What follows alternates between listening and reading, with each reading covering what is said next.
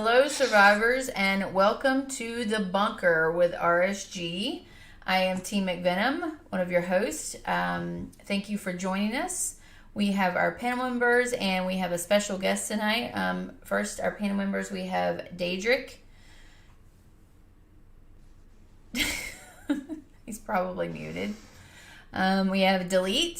Say hi, Delete. What's going on, everybody? Finity. Hi, Delete. Finn the Annoyer, also known as. I am Finn the Annoyer. Finn the Annoyer. And then we have our special guest tonight. We have Sticky Fang from Sticky Fang Gaming. Thank you for joining us. Hey, hi. Thank you. It's good to be here. I appreciate it. I hope everybody... Can you guys hear Sticky? He's a little bit quiet. I want to make sure. A little quiet, but I can hear him. Okay. Can you hear me better now? Yes. Great. That's okay. Fantastic. I want to thank all of you guys for joining in the stream chat. We've got Jeremy123, Tits of Fury, let's see, Ranger, Geo Rider, let's see, Emmy. Wow, we've got a lot of people in chat. Zoltan, Munchie, hey guys, Sweets, Ruse, and Teals. Thanks guys for joining us. Also, we had a $5 donation from Ranger State 359. That jerk. Moist Merkin Panties Feet. Yay, McVee. He threw every single word that I hate into one donation, and he knew I had to read it off. So, thank you, Ranger, but you're still a jerk. Warpig, what's up, dude? Foxy. We want to wish a very special birthday to Foxy. She's one of our viewers. She's huge in the community. She's very active in Sticky's server. She's also been on a couple of our streams. She's in our after chats a lot. She's just a very sweet person, and we love her to death. So happy birthday, Foxy. I hope it's a good one. Happy birthday, Foxy. Woo. Happy birthday. Birthday. Also, hope you have a lot of cheese. You have a lot of cheese.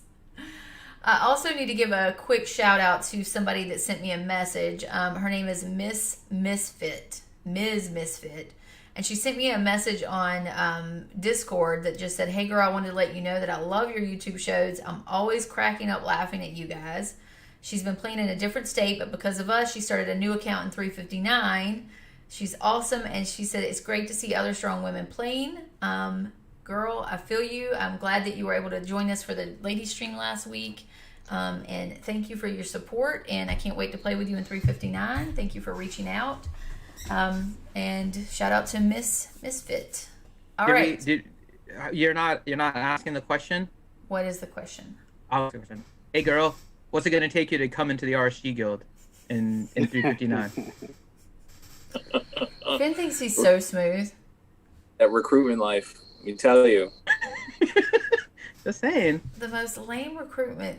I mean, it's just terrible. Like, he'll come into We my... got cheese, we got cheese, we got Delete, we got Finn the Annoyer, we got 359 is packed, and we have 3 tits in there. It's ridiculous. We do. 2 of them are actually female. Yeah, 2 are female. It's just, yeah. What did you say, Sticky? How old is 359? Yeah. What, a month? 2 months? No.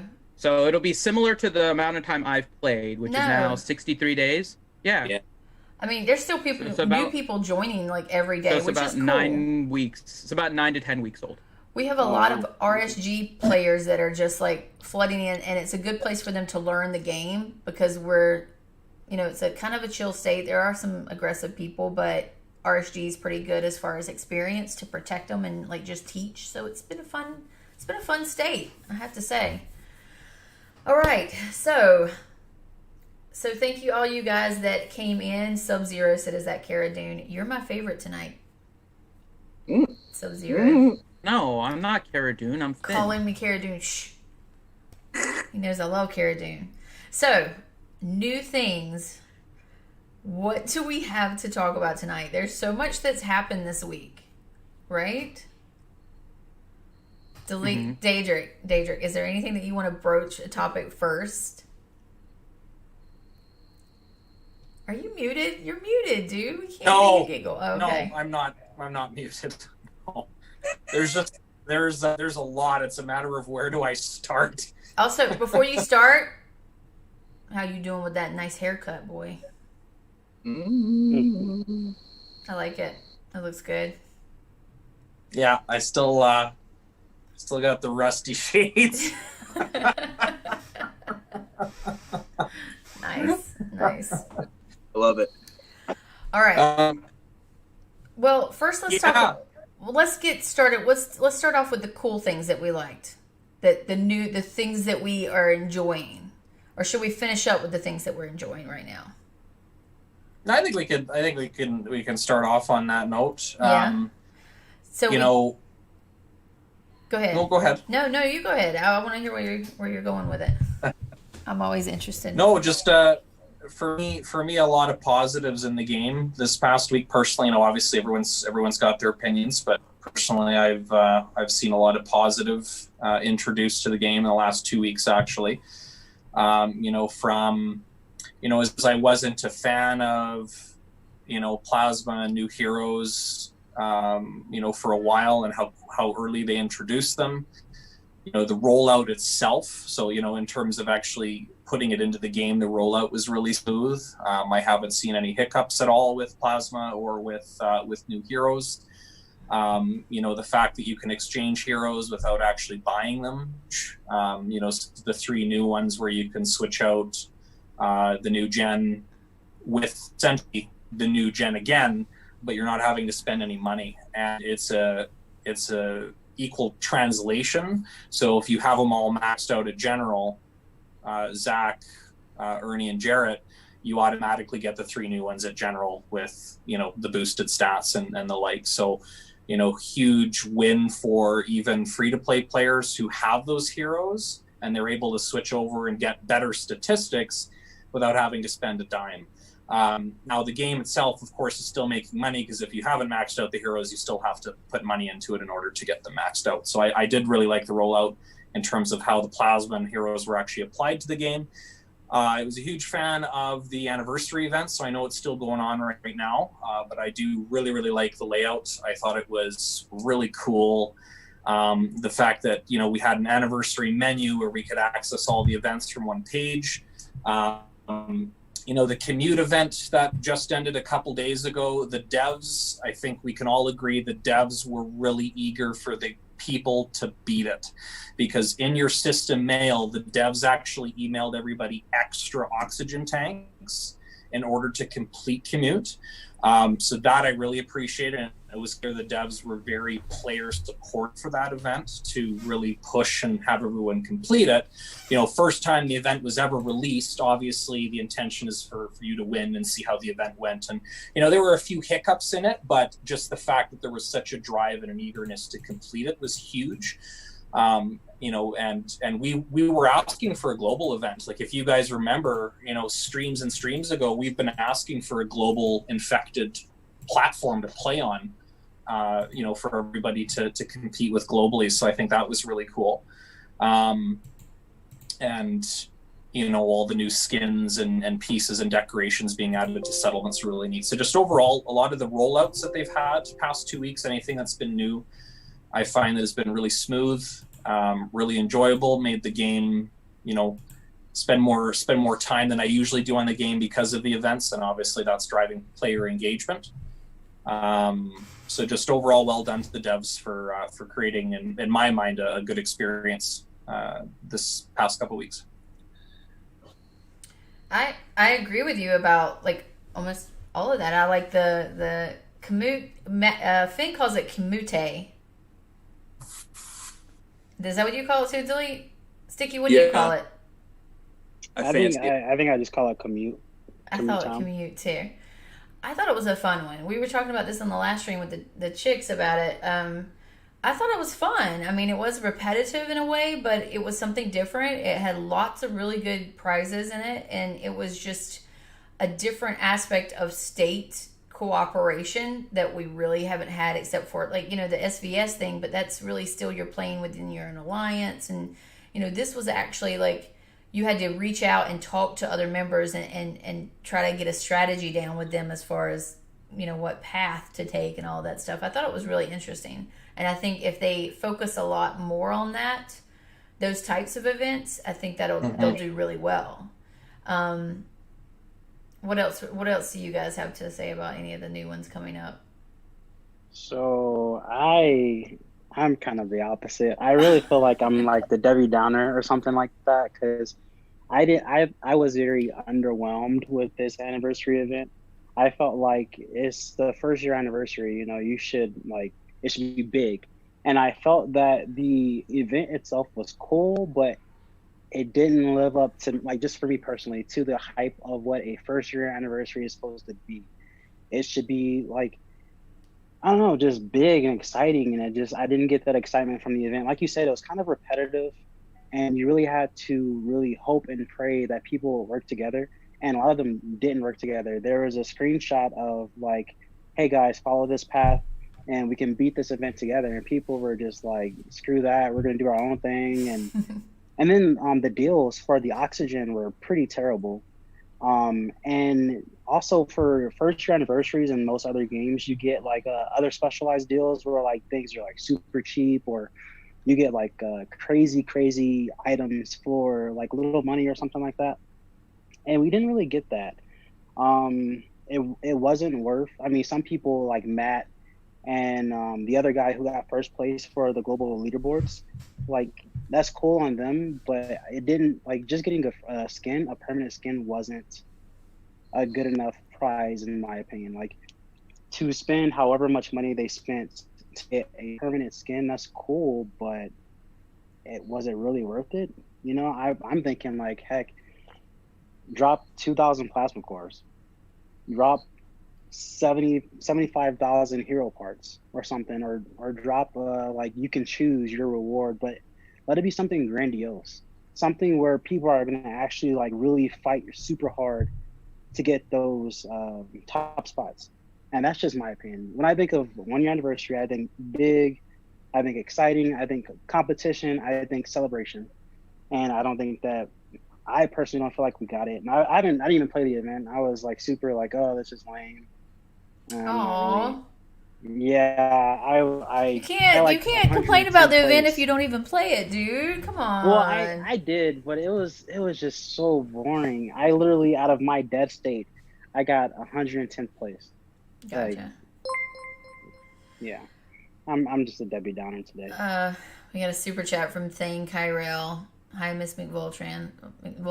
How are your moist feet? You guys have got to stop trolling. Seriously, stop. I appreciate the donations, but stop trolling me. So mean.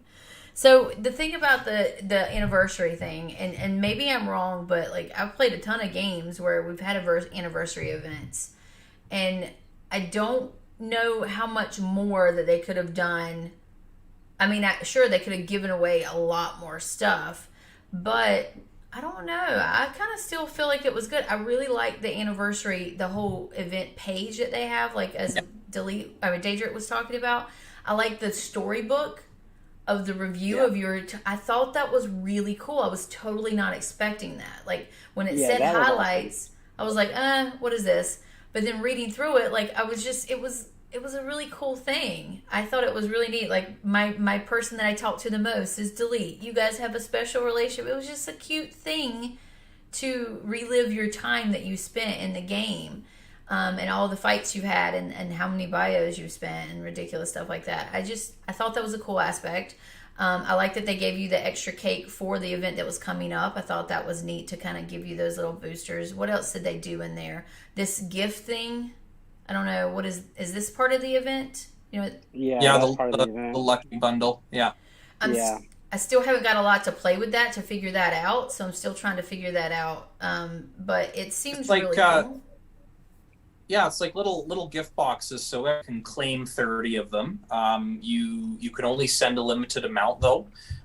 So there's a total of 20 that during the course of the event, and you actually have to earn them through doing certain tasks. Actually, like Other games have done them during Valentine's Day or Christmas, where you can gift like a little envelope in chat, and you open it and it gives you like an item. And it's a similar concept here, where happy 1 year anniversary, here's a present from me to you type of thing. Yeah. And you can claim 30 of them a day, gifts for again saying thank you and happy anniversary essentially for the game. Yeah, I mean, Yeah, and they've done something similar to that before. I want to say it was Halloween, or it was either Halloween or Thanksgiving. They did something like, but back in those days, when you collected a gift, it would send like a message to the person that you took it from, and it would like blow up their like inbox. So at least they took away that feature. you know what I found? And Oh, go ahead, Sticky. so I agree with you. Like getting to read all the things that I did over the last year, I thought that was pretty cool. That's one thing I will say. Yeah. I think what I meant is like there just wasn't like a super huge event. Like I'm thinking like a super, we could all fight for capital. I'm super big on PvP, not PvE, so that's probably why I didn't get the kick out of it. But yeah, that's what I was thinking when it comes to like an anniversary event. I mean, not many games have that, but I guess I got my hopes up like really high. Yeah, no, I can see that. Like, you want something different for this game, but I can say that a lot of other games didn't. Finn, what did we get in Swaga? Like what was it? The 3 Chewy shards? Yeah, that was. Yeah, That was a joke. Chewy shards. We got 3 Chewy shards. What would be equivalent to like we got other stuff too, but 3 ghost shards or something like that. Like something like that's what we got for the anniversary. But I do see what you're saying. You wanted a little bit more, but I mean. And I could see where I think somebody had a good comment, Jeremy it was, that said he just, who was it? Yeah, he thought it was awesome. Only downside to him was that they should have let maybe the top 200 in every state get a skin. It made so many people happy, then crush them the next day. I could kind of see that too, like really reward each state for like their contribution and give them a skin. Like, I can see that. I'm kind of in the mode, I think right now, where that we have been so let down with some of the things they've done that when they do something when they do something well, or at least put the effort in to try to make us like the memory book, things like that make us get that nostalgic feeling and that community building feeling, I'm kind of trying to not look a gift horse in the mouth and reward them like, this was a good idea, I think you did a good job. There were some things that probably everybody's going to have some problems with or we would want to tweak better, but I honestly don't mind this event. The only thing that really bugged me was that you couldn't change your name at the end. The little banner that you got. Do you know what I'm talking about? Oh yeah. There's so many people with the full-time helper, and they were like, I didn't realize I was clicking that. I didn't mean to click that, and they couldn't change it. So that was kind of weird. I'm still not sure about the videos and stuff, and like the sharing of the videos and where we would go to see those. I haven't really delved into it, to be honest. I like to see more in-game stuff and not them trying to pull me out of the game, if that makes sense. Yeah. Well, they're trying to build a community, kind of like how we have our own communities and stuff. They want State of Survival to be like how Game of War was, where it was to the point where it was like a household name. People knew what Game of War was. They had commercials during the Super Bowl. Like, you could go to work and be like, hey, did you guys play this event? They want it to be like super huge. Well, and I guess that makes sense because they want the game to last forever. But like you said, it kind of does take away from like you're in the game and then they want you to make a video off the game. It does. And if you're a community leader, if you're a community, what is the word, Ben? The official title. But if that's your goal, then start from within the community that's already built and then build out. Like, don't try to pull the community into another realm. Instead, you already have a really strong community built in Discord. You have, or make an actual forum, like actual forum that we can all go and post things on versus just trying to post things in a Discord that gets slowed down and bogged down with stuff. So that would be my guess. That would be my thing. The social media aspect, like trying to pull people to Facebook and Instagram, which I think is great in one sense, but I feel like you need to start with building the community somewhere solid where everybody can participate. Any other thoughts on that, guys, with the anniversary thing? I thought I thought the store, selling objects that you basically needed to buy, you could only spend on, I thought that was like a nice little kind of like carrot to people. Yeah. So you get the stuff that you couldn't necessarily get any other way besides purchasing in that event, which I thought was okay. and it was interesting to the fact where you needed to switch your lineup, depending on what mob you were trying to hit, but then there were people, and they said it in chat, where it was just like if you were attacking a boss, you got 1100. So then it was just like, let me just keep waiting, until the boss is open so I can go ahead and start attacking and really attack the leaderboard, which kind of made it a bit unfair for people that were just like going in there and just trying to let's just progress and get there. So that was a little bit tough. And it was crazy to see how much damage people were putting up. I thought that was insane. My account's pretty strong and I wasn't touching anything that they were doing. So I thought that was like bananas. I think, the storybook was probably the best part of it. The flying book skin right now is actually pretty funny. Reminds me of like Potter. It really does. It's pretty cool. I don't know. If you get into the skins and stuff like that, I think it's probably one of the more creative ones. I think it was, I think they're trying, I think this is like a nice step. I think that storybook where it told you like, oh, you've gathered more than 76%. And I have people trying to guess how many caps I've gotten in game. Yeah. I've gotten some pretty close numbers. I'll never tell. I will absolutely never. I know. The number was insane. And that one's like, you don't tell a gambler how much he's gambled, because that's a great way to get him to stop gambling. But that is true. I wondered about that. Why do they want to tell you how much you spent so then you can start rethinking your life choices? Like, why would they want you to know? I was like, that was the only thing that was just like, all right, wow, it's less than people thought. My number was less than people thought, and it's higher than I thought. But yeah, I thought it was cool. I think it definitely could have been better. I wish it wasn't so glitchy in the beginning where you had to reset the march every single time. It also, there were things like the newer gen heroes that were in there were like basically completely inept at explorer missions. So you had to use, your older gen heroes to kind of basically do more damage. So that was kind of wonky in a way, and getting like the enhanced abilities. Maybe that's something that's to come, where you have to do a certain amount of infected and possibly, bring infected back into the game where it's like, oh yeah, now that I'm a maxed account, maybe it's like, well, now I've got to go ahead and search out infected because there's no reason for me to do more than 3 rallies for an infected fiend to kind of get the daily done than to just, not do them at all. So if there's a chance that I get some kind of like enhanced benefit from doing that, maybe that's a direction they want to go. That is an interesting concept. That'd be, it'd be like, wow, it'd be, and so many other games have it where it's like, oh, wow, you found the Easter egg, that kind of boosts you up, might give a chance for a free to play to kind of sneak in there and be like, wow, okay, this is almost as good as like a gold chief gear part that I will never buy, but now I've got this enhanced benefit that almost makes up for it because I spend a lot of time in game and I do a lot of rallies and I gather and, and things of that nature. So that's, I think that's a pretty cool possibility if they were going to do so. I think, the social aspect is kind of, they're pushing it. They really want to push the social thing.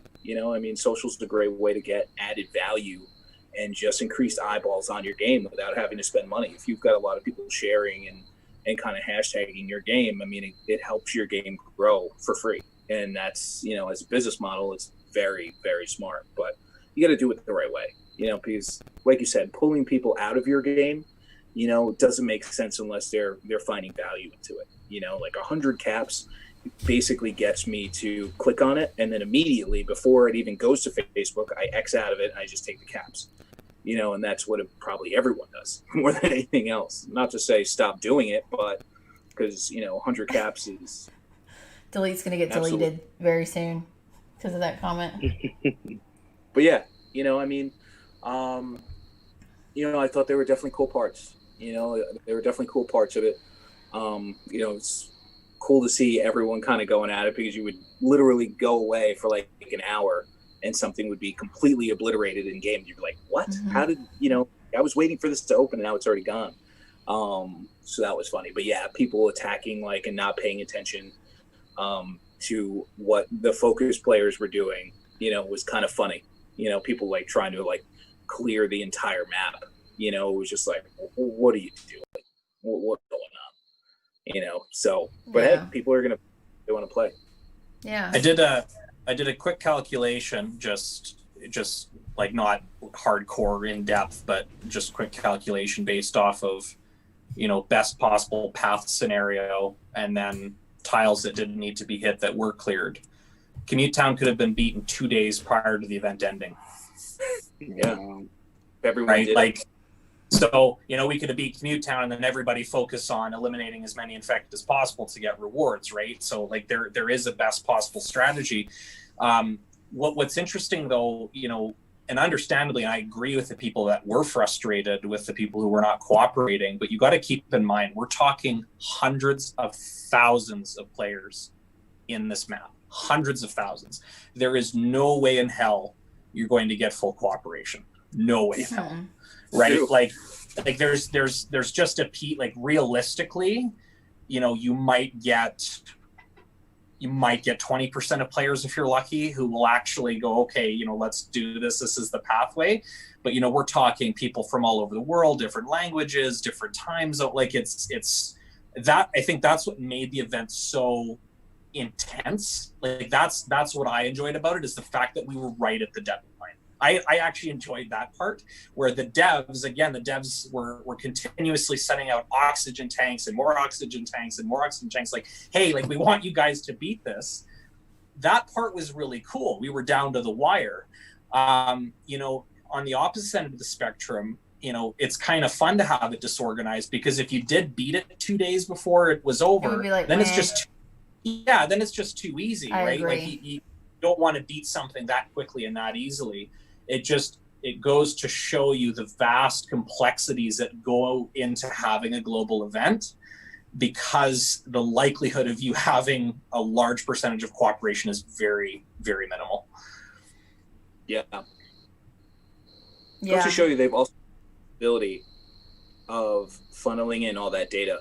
You know, even though it was like plus minus kind of thing, it was like, okay, this person's doing this, but it was updating live. So and it said so in the game. So I was like, okay, so they've increased their capabilities, you know, to kind of make something like that happen, where you know, cross every state, you know, going ahead and putting something together like that. So it's clear, and I would actually wonder how much they've learned as far as just data was concerned about how many people were attacking from certain, you know, from certain states.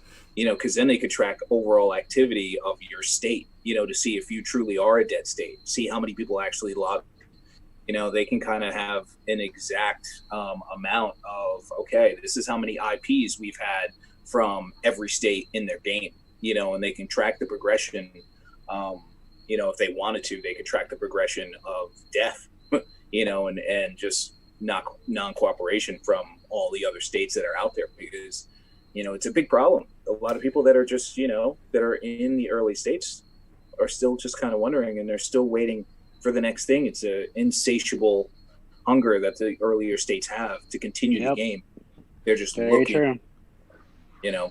So I thought Nero was going to blow a gasket in 359, yelling at people to not hit like the outside corners and stuff, and to like stay focused on it. It was so funny to watch how many people were like trying to coach everybody into doing it, and nobody's listening. It's hilarious to me. But Finn, you didn't like when they reset the store on you at the end. Yeah, that annoyed the hell out of me. So it wasn't so they put out several messages that said the store is closing at the end of the event. Make sure you spend all your virus samples. The biocaps was the worst purchase in that entire store. Absolutely. And I cleared out the entire store, and I think I had something around 21,000 of the purchases of biocaps by the time I was done, because I finished in like the top 20 or something in the state. So if I bought like 20,000 of those purchases, that means I had 200,000 extra virus samples. To spend it on biocaps and then to have the store reset, especially being a free-to-play that was hoarding. They needed those tactical maps. I could have gotten more tactical maps. I could have gotten more of the general gold frags. I could have gotten any of the regular frags. I could have gotten the designs, like anything in that store, right? So kind of to the point, actually, that I think it was Sticky that was making earlier with regards to the rewards, right? If they had said that the store is resetting once this event is done, so spend now so you can get it again later, I think that would have been a good effort. At least it would be better than it was before, right? So you have your store, you know exactly what you can buy, you have it during this time, buy it now, and then you can buy it again after the event. If we had known that, that would have been so much better.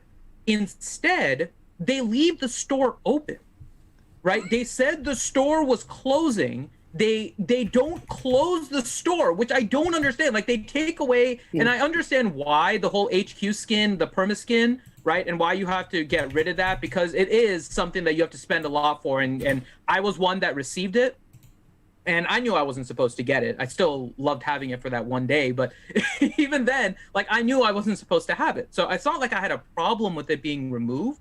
What I don't understand is why they didn't close the store down and just be like, yeah, some people got a few extra purchases, but it's not supposed to be there. We're closing it down, and just end it there.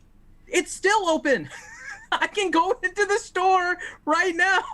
Like, why is it still open when you put out messages saying the store is closing at the end of the event?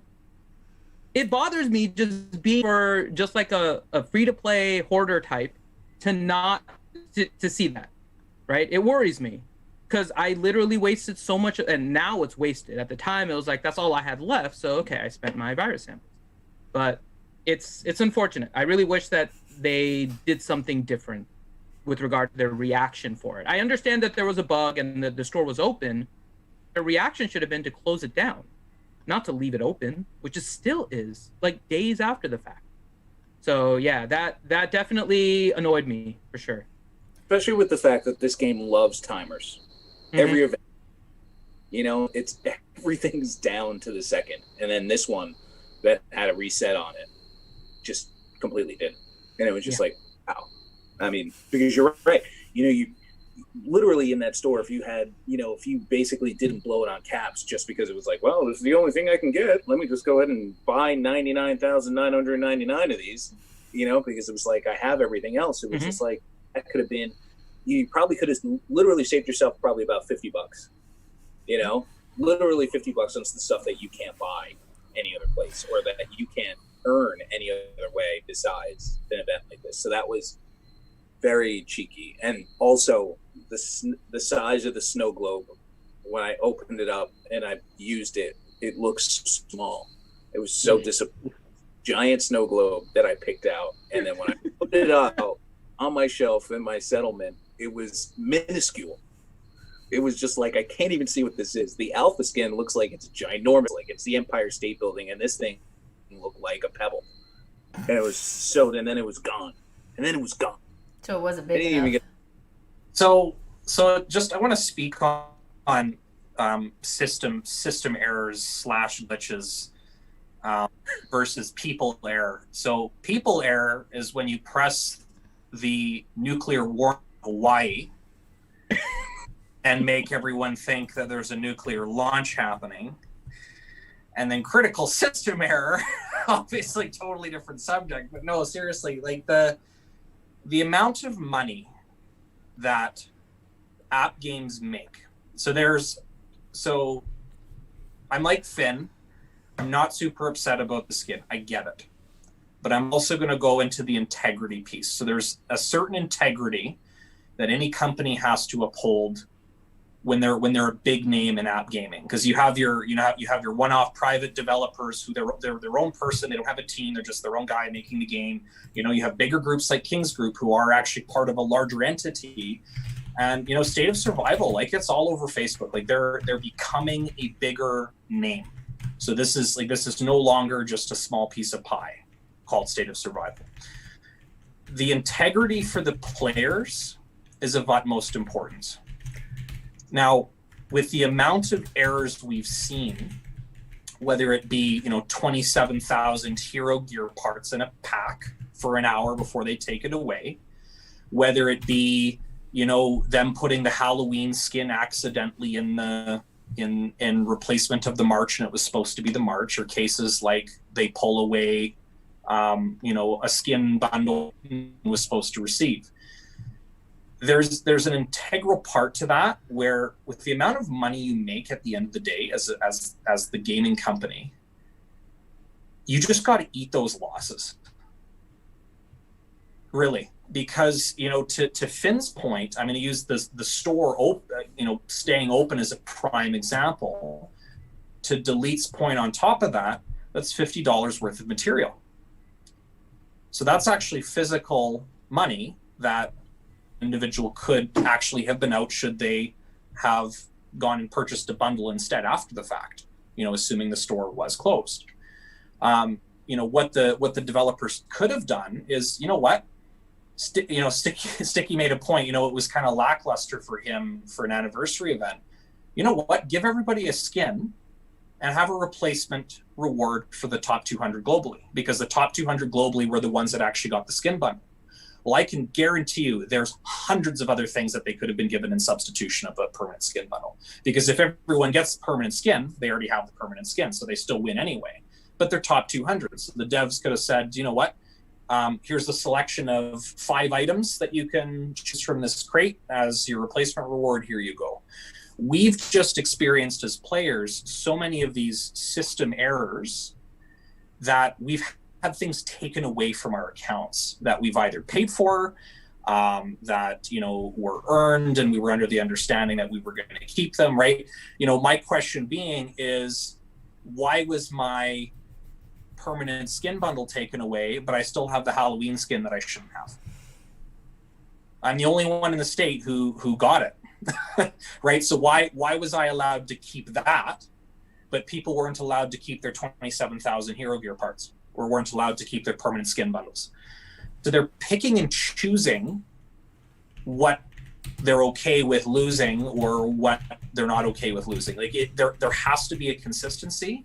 And again, I would find it more reasonable for the devs to take certain hits on these losses and just go, hey, system error, we apologize. Please enjoy the gift. Thanks for supporting State of Survival. And at the end of the day, we're your customer, we're supporting your game. Just let it go. It's not the case where you're giving me 3 hero gold pieces by mistake, right? Like you're not taking a $500 loss per player. This is a skin, right? Very, very small in comparison. So again, we're talking about community. Community is such a big thing right now for this game, especially, and they're really driving Facebook hard right now. They're driving, videos and pictures. Like they're actually trying to get people on social media to promote the game. Well, we're your free advertising. Should mistakes happen like this, let it go. Let the players reap the rewards of your critical system errors. Just fix it for next time so it doesn't happen again. If it doesn't happen again, then you don't have to worry about giving out free shit, right? That's the way I look at it. And I know the devs might not necessarily share that viewpoint, but again, we're the ones that are allowing the game to continue. So again, should an error happen, and they've all been small, in the bigger picture of the game, they've all been relatively small errors, we should be able to reap those rewards. You will gain more player trust by owning up and being accountable to the errors, but again, allowing the players to kind of reap that extra benefit. It totally would have been better if they went back and gave the actual winners another skin. Yeah. It's supposed to take away that's everybody else. Because if everyone has it, then that 2% just doesn't even matter, because then everyone got it, but then the people that actually want it then get enough. So then it would have been, it would have made more sense that way, and easier to upkeep and carry out than going into every single account and taking it out, they didn't do that with everybody. So there's still some people in the state that have the skin. So they didn't actually get all the accounts yet. That's the problem. So when they went to the process to remove the skin, it's not 100% compliant. There's actually a gap in compliancy right now. Well, that honestly goes to RSG's golden rule for devs, our number one rule for devs: don't take away things that the players have. Don't take away things. If you make a mistake, then you give extra to balance it out. You don't ever take it back away. Like that's kind of like our big thing that we always talk about. Don't take content away after you've given it, because then everybody, no matter what, if it was a mistake, if it wasn't intended, you still feel cheated. You will always feel cheated, and you will always feel that way. If things are given to you, you're happy, you have a bright, shiny, and then they're taken away. That's just the way it is. Sticky, do you have anything to follow up with that? And what are your thoughts? I agree with Daedric 100%. Like I said, the rewards weren't that great anyway. A permanent skin is cool, but the 2% buff is not enough for someone to get top 200 in the entire game for an event. Obviously, there were other things with it, but the permanent skin was like the big in your face. I would have gotten the Valentine's Day one because that's the only one I'm missing. But I think that maybe, I don't know, there should have been more. Maybe they should have got compensated better. Daedric hit it nail on the head. It was messed up. I didn't get anything, so it didn't bother me a whole lot. But still, it's pretty messed up to most players. Andy Zero donated $2.99 to say, I want my Halloween skin back. I want my Lunar New Year one back. It has a little like dragon on the top of it. I named him. His name was Tofu. He was so happy and jumping around on the top. It was so awesome. And they took Tofu away from me in the middle of the night. It was awful. I have a question for you guys. Shoot. What is the best skin in the game in your opinion? Lunar New Year. I love the Lunar New Year one. I really like my Halloween skin. Not to rub it into people's faces, but when you tap on it and you're in your settlement and it pops up like a Jack-in-the-Box, it's one of the best things. Yeah. I like the Valentine's Day one just because it's so exclusive. Because you couldn't get that one permanently. Wow. Nobody has that. I think that one is the best one. Easy. I think my favorite was Fire Fury, because that's the only skin in the game that you could get when you first start off, and you have to hit a certain amount of power in a certain amount of time. Right. If you don't hit that power level in that time frame, you don't get the skin. So it's actually, again, like the Valentine's Day one, it's a skin that you can completely miss out on and never ever get. It's actually the only skin that's never shown up in a custom selection. Which one? Like the Fire Fury. Yeah, I have it. I have that one. I got that one when we first started. Yeah. The gathering. It's in 359. It's like it's a gathering buff. It's not an attack. Yeah. But it's cool. You know, really cool. Those ones that you're like, oh yeah, look at this. Hey, exclusive card. It's your platinum card. Yeah. McVenom, we also had some super chats come in, so I'll read these. So we had a $5 from Ranger. He said, I blame Finn for all of it. I mean, it's not. I mean, you wouldn't have 1 year anniversary mistakes if Finn wasn't playing. So, I mean, it's not wrong. I mean, it's just fits. So yeah, he said also moist. Yeah. And then 20. I don't know what STK is. I think it's Singaporean, if I remember correctly. STK currency, but 20 from Resto, and he said alpha skin is nice. Oh, restoration. So that is what they gave as a substitution for the perma skin. When they took it away, they gave everyone, I think that had it, the 30-day alpha skin. What was the alpha skin buff? It's a 2% attack. 10 attack. Yeah. I think most of them are 2% attack. I think it was only the Fire Fury that I saw was gathering. Everything else was either... No, there's an armor Christmas one. Too, isn't there? Christmas one is 1.5. Yeah. Oh, Christmas is 1.5? Okay. Yeah. Thank you, Restoration, and Ranger, and Andy Zero. Mm-hmm. We appreciate that. Restoration's in 359 too. Can I make a suggestion really quick? Yeah. I would ask the devs right now, with the store still being open right now, that they fund any of the people that bought biocaps only, the virus samples that they had, and let them spend it again in the store with it reset. It is by far the worst thing, and anyone that spent it on biocaps spent it because they were panic spending at the very end of the event, right? There should be a way for them to track how many purchases a person made in that final store, they should refund that virus amount back to the person. The number of bios is minimal in comparison, right? You're losing 10% of the number of virus that you spend.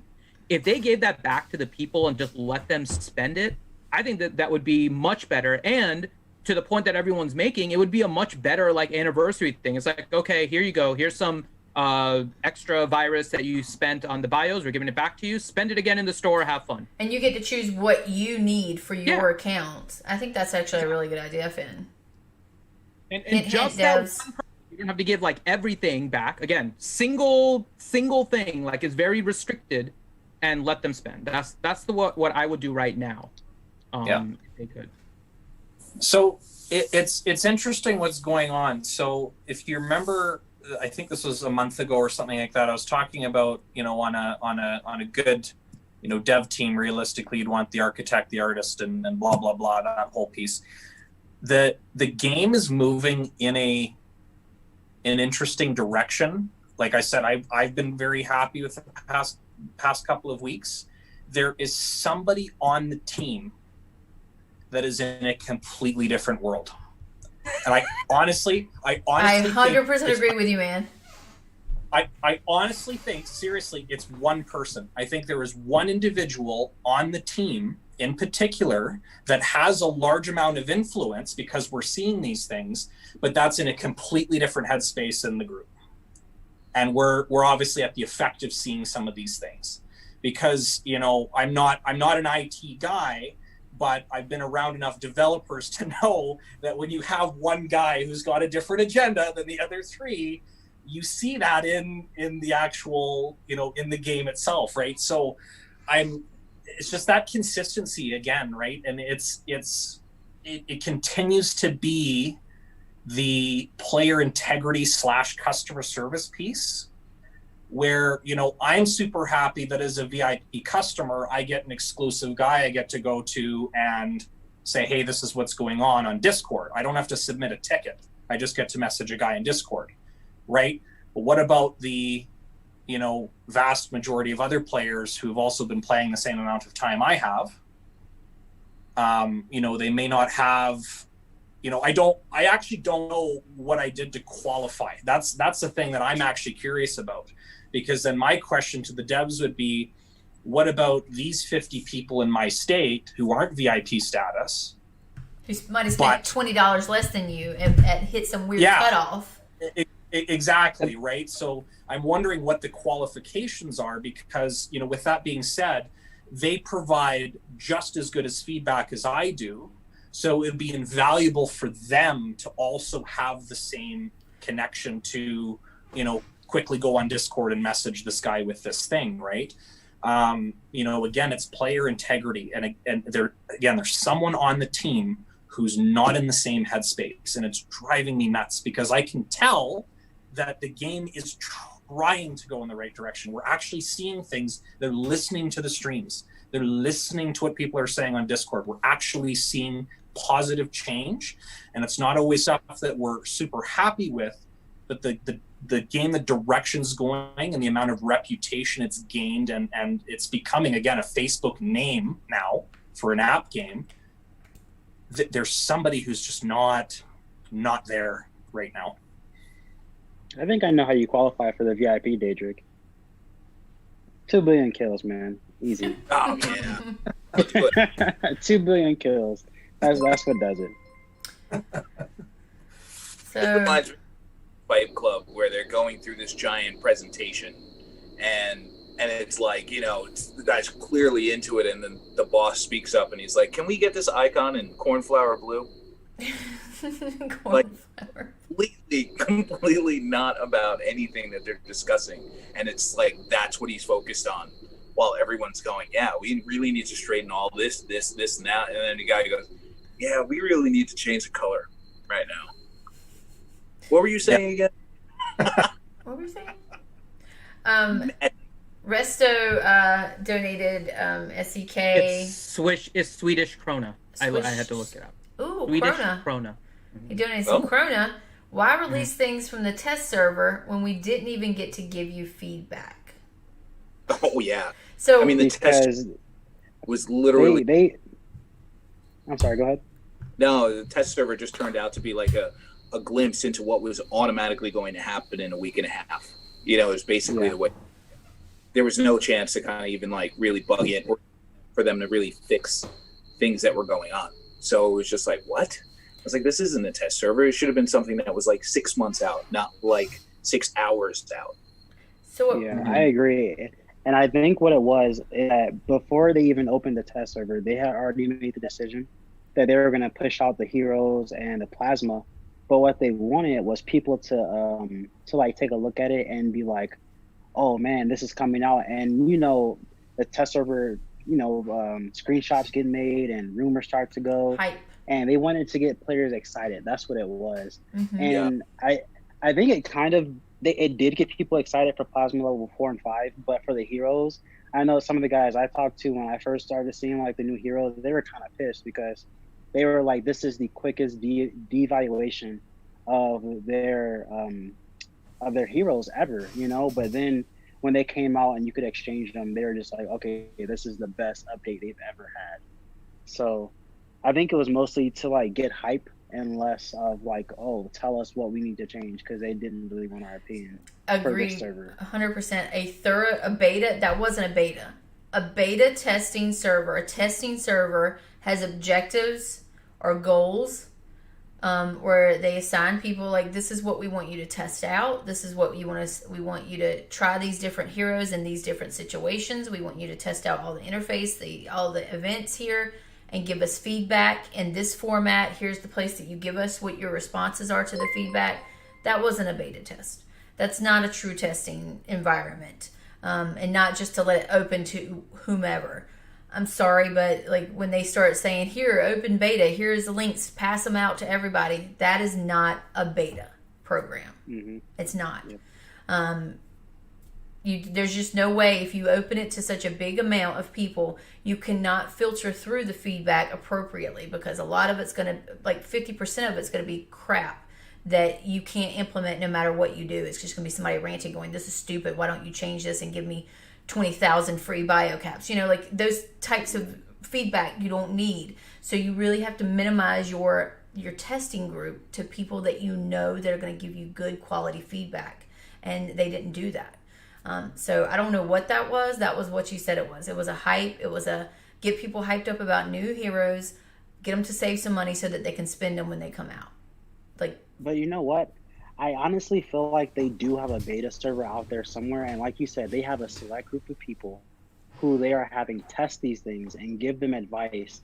And kind of like Daedric said, you have the majority of those group of people who are doing the real testing and are giving actual good advice and are moving this game into the right direction. And then you probably have like that one guy who's like, yeah, but you also should do this as well. Like in the test server that you're going to release, you're going to make plasma cores like 200, 250 for a level 3 to 4. But then when you release it into the real game, it was like 280 per level. And I think like plasma level 5 is like 340 or something like that.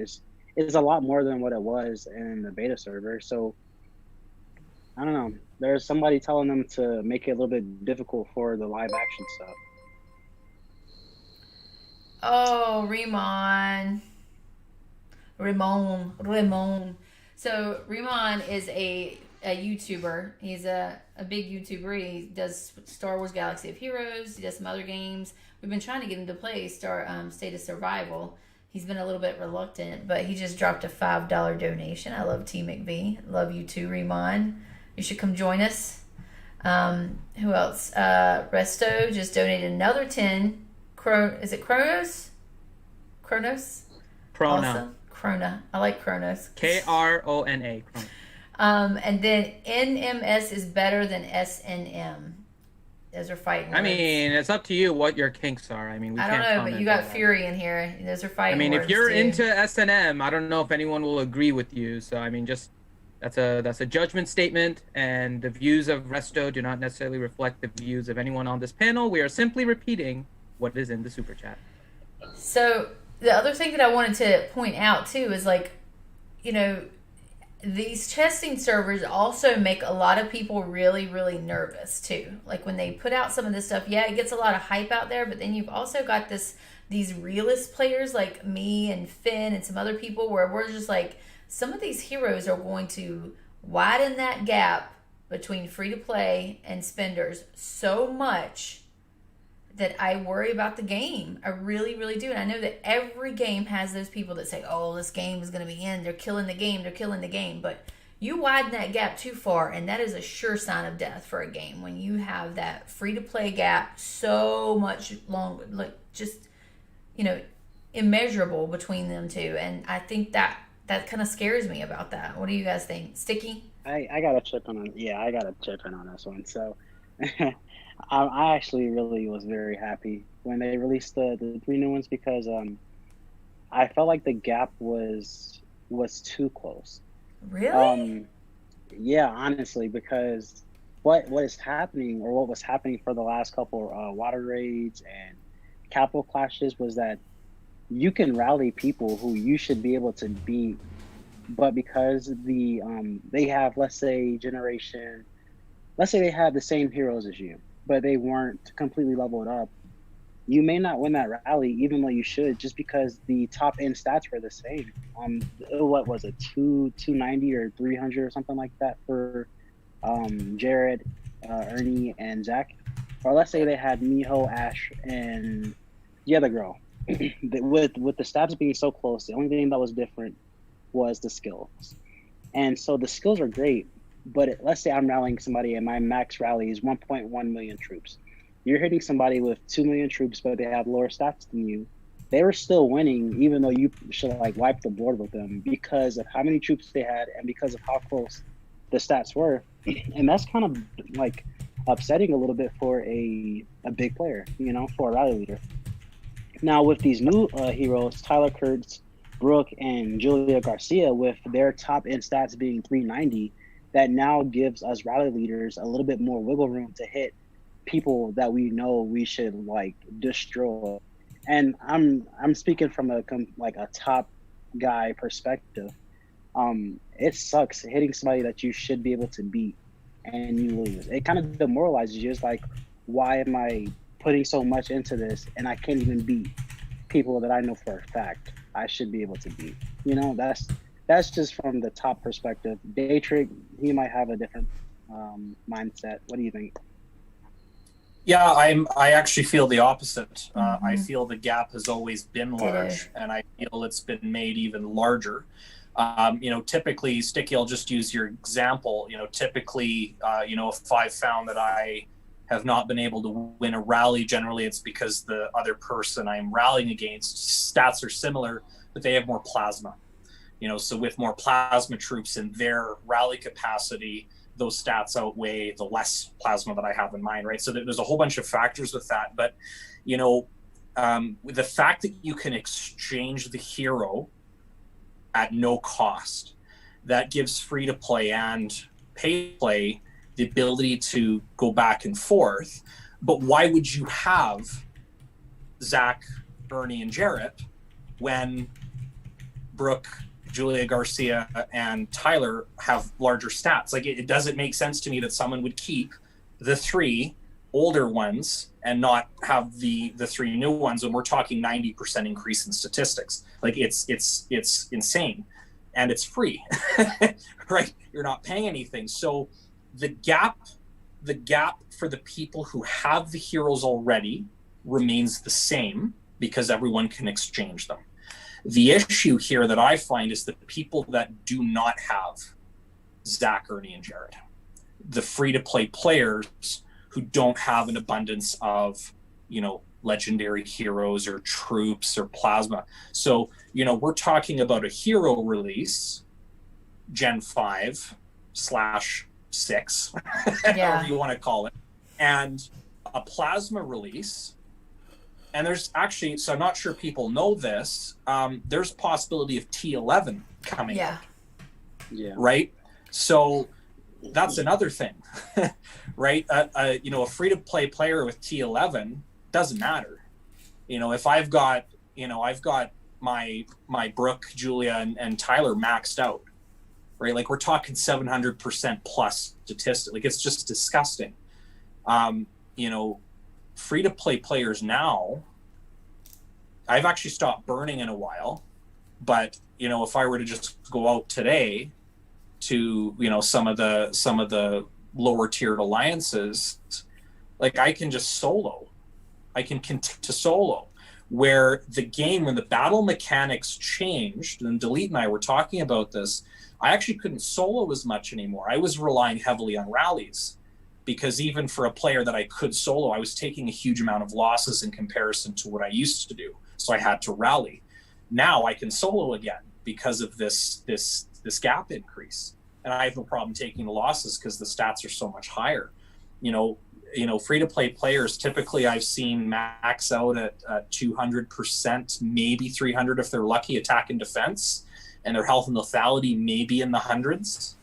You know, we're talking strong accounts are in the 600 to 700% attack and defense, and 400 to 500% in health and lethality. That gap is overwhelming. It's ginormous. So, you know, I know several streams ago, Venom, you were trying to make a case in point for free to play can compete. Yeah, well, sadly, it's out now. I know. I was thinking about that myself too. About like, oh, we were so diligent, we were so fighting so hard that how they might not be able to play on the same level, but they still can have fun in this game and still be a contender somewhat in a good alliance. But honestly, I don't see it with these Gen 5s. And that's not even including like if they pull in another troop tier or if they pull in that's not including the plasma. Like there's no way. But that's just it. So plasma 5. So we understand how long it takes to free to play player approximately to get to plasma 1. It's quite a long time. Like not even to mention plasma 3. Like we're talking over a year, if not more. I still haven't even hit 2-star yet. And I'm not a free to play. I'm a very small dolphin. That's how long it's taken. Yeah. Now we're talking plasma 5. We're talking 3+ years of a free to play having to grind to even come remotely close to plasma 5, even remotely close. So the moment plasma was released and heroes were released, the update, you know, people are buying shields. Right? Because even if you're in a peaceful state, there's now a stigma that like people now who are spending have an even greater advantage. Are they going to take advantage of that now? Because now they have even more power than they had before, and they're going to use it. Because a lot of people in the game, Sticky, I think you and I had this conversation, I forget, but it was with somebody saying, if you have the power in your account, your power isn't to just sit there and farm. Like if you have power in your account, use it, whether it's an event, state versus state, capital clash burning, you know, this is not a farm game. So if you're going to spend, use the power in your account. Well, that's the stigma now, right? Is, you know, with these updates being released, you know, there's just a concern for people who are small or, you know, don't play the game as hardcore as some of us. They just shield all day. Right. And it sucks to have to, you know, do that in today's age. You know, when the game first started, I totally get it, right? Like I was in my burning phase for 6 months, right? Like people had to shield for 6 straight months in my state because I was just burning everything. But I actually rarely burn now. Like I maybe in the span of a week to 2 weeks only, you know, get a couple million kills, which is really, really small. Couple million kills. That must be nice. Yeah, right? But no, it's actually tiny. In that's still kind of a savage there, Day. Yeah. I hate to burst your little good guy bubble. You're not. Just, you know, the digression though, and you know, I could go out and continue to do it to smaller tiered alliances, but like it just, again, it's today's way of playing is not the same as 6 months ago. Like it's right. Like it's just, I'm at a point now where, the people who are still around are going to stay. So if I turn them, they're not going anywhere, right? So the whole purpose was to feed out and get rid of the inactives and people who weren't going to really, do anything. They're going to quit anyway. Like, we're at a point now where the people who are here to stay. They're just waiting for migration. They're waiting for whatever they're waiting for. But the game is completely different now. Yeah, you got to be very wary of the person that misuses their account. And maybe state versus state kind of slows that up, because if you kill your own state, then you don't have a chance in state versus state. If you go up against, if you're a dead alliance or a dead state and you go against an alive state, you have the potential to really get crushed, especially if they have a solid top end player. Because at the end of the day, it really comes down to basically the top end player in your state going against the other top end player in their state, if they're both active. And that's, in a lot of ways, it's kind of like, you got to get crafty. You've got to hit them with seven rallies at the same time if you're not really that close. That note, it's got to be like, okay, then they've got to miss time, reinforcements, and you're playing that game. But then if it's taking you 7 rallies to knock out the center, you're losing that much more than they are, and they can just take it back one shot anyway. So it's like you're just fighting an uphill battle. You can play Sticky's way and just kind of drop, like 200 BP, and play that way. But that's taxing. That is a taxing things to do. Yeah, I really wish I was playing the same game as you guys, because we don't take 7 rallies. I wish. We took like 4 last state versus state, and like maybe 3 the one before that. But I hear all these stories about people like, oh yeah, they do scout bombs so good that our phone burns, and we take like 11 rallies at once. I'm like, man, what game are they playing? I wish I was in that state. See that? I don't see that. That just sounds like a bunch of medium players. In my state, we've got 3 people that are just straight like gold max. And like almost max. Research the difference in skins, and it just like, it's a lot, man. It's a lot. To get the battle in 125 is real. Sticky, I can find you an account or so if you want. Yeah, maybe, because you have to join law though. That's kind of the prereq there. I feel like this is BS, because like I've been playing for so long, and I'm not getting nearly the experience and the fun that you guys are getting, because I'm in a state as old as I'm in. Like right now, we're basically one giant alliance, separated into 4 alliances, because we're just trying to recruit more people and stuff. But it's basically one family right now, and it's good, but it sucks because we're just not getting that fun. My fun comes from water raid and state warfare, and that's it. Yeah. Other than that, I'm just chilling for a week or 2 weeks at a time, and it sucks. Like it's boring. People are, migration. People have reached out and been like, "Hey, if we migrate, we're going to go ahead and we're going to try and form a super alliance." And I was just like, "All right, well, that's only great if you've got a super alliance that you're going against." Yeah. Otherwise, you're just burning a bunch of people, like low levels. You're just burning small guys.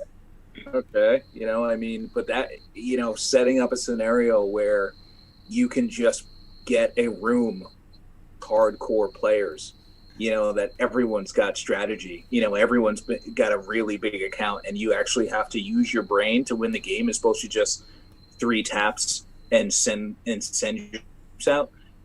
That's where the fun comes back in. Yeah. Yourself against like the ultra players in this game, and really get in there where it's like, all right, well, I'm max. Yeah, I'm max too. How's your research? Not so. All right. Well, now we've got a game, so being able to kind of bounce around like that would be epic. That would be epic, where people are just just all out recruiting and being like, this is where it's at. We're missing one piece. We need that center fielder. Can you be that center fielder? You know what I mean? That would be cool. So you're saying we all just need to hold on for like what, 2-3 years? Oh man, basically. Another year would be like that'd be pushing it. That really would be pushing it. That would be detrimental. We had a donation from Tits of Fury. Well, first it's Ranger. I'm gonna read Rangers first. $5. Finn sucks. Fury's wrong. Shiv Finn. And then another $4.99 from Fury that said, Finn, you are a legend. Don't let them tell you otherwise. Finn is basically just eating his snacks on the stream while we're all talking game talk. I had somebody in here, Nightmare, said, by the way, Tits, your stream is much better tonight than last time. Dude, we had a blast last stream. We were playing Pictionary. We had the guys dressing up. It was totally fun. Every once in a while, we can't be all business and SOS. We have to have... You may have been talking about Don't Starve with your connection. Oh, shit. Oh, yeah. Got him. That was pretty bad. That was pretty bad. I don't know which one he was talking about. I hope that's what he was talking about then, because I was like, we had a really good time on SOS. It might be like all salty about somebody else that said the last one was kind of not fun. You gotta watch it. So at least you get that there. I had fun putting together the Pictionary. I hope you guys had fun. I know, it was so much fun. Me and the girls had a blast. I want to play Pictionary again. I might even do like some after stream Pictionary or something like that, or Evil Apples. I'm really enjoying that. But I had fun. Girls yell at you when you weren't even on. I thought that was really fun. Story of my life. Munchie, I think I blame Finn as a thing for a reason. I think I missed a super chat from Munchie. I really do. I believe I missed a super chat from Munchie, and I apologize, Munchie. I did not mean to, but it was Munchie donated, and then she asked was backspace, rope, or mop, or was it hair or mop? Did you see that? The lady never tells her secrets. Yeah, I'll have to ask.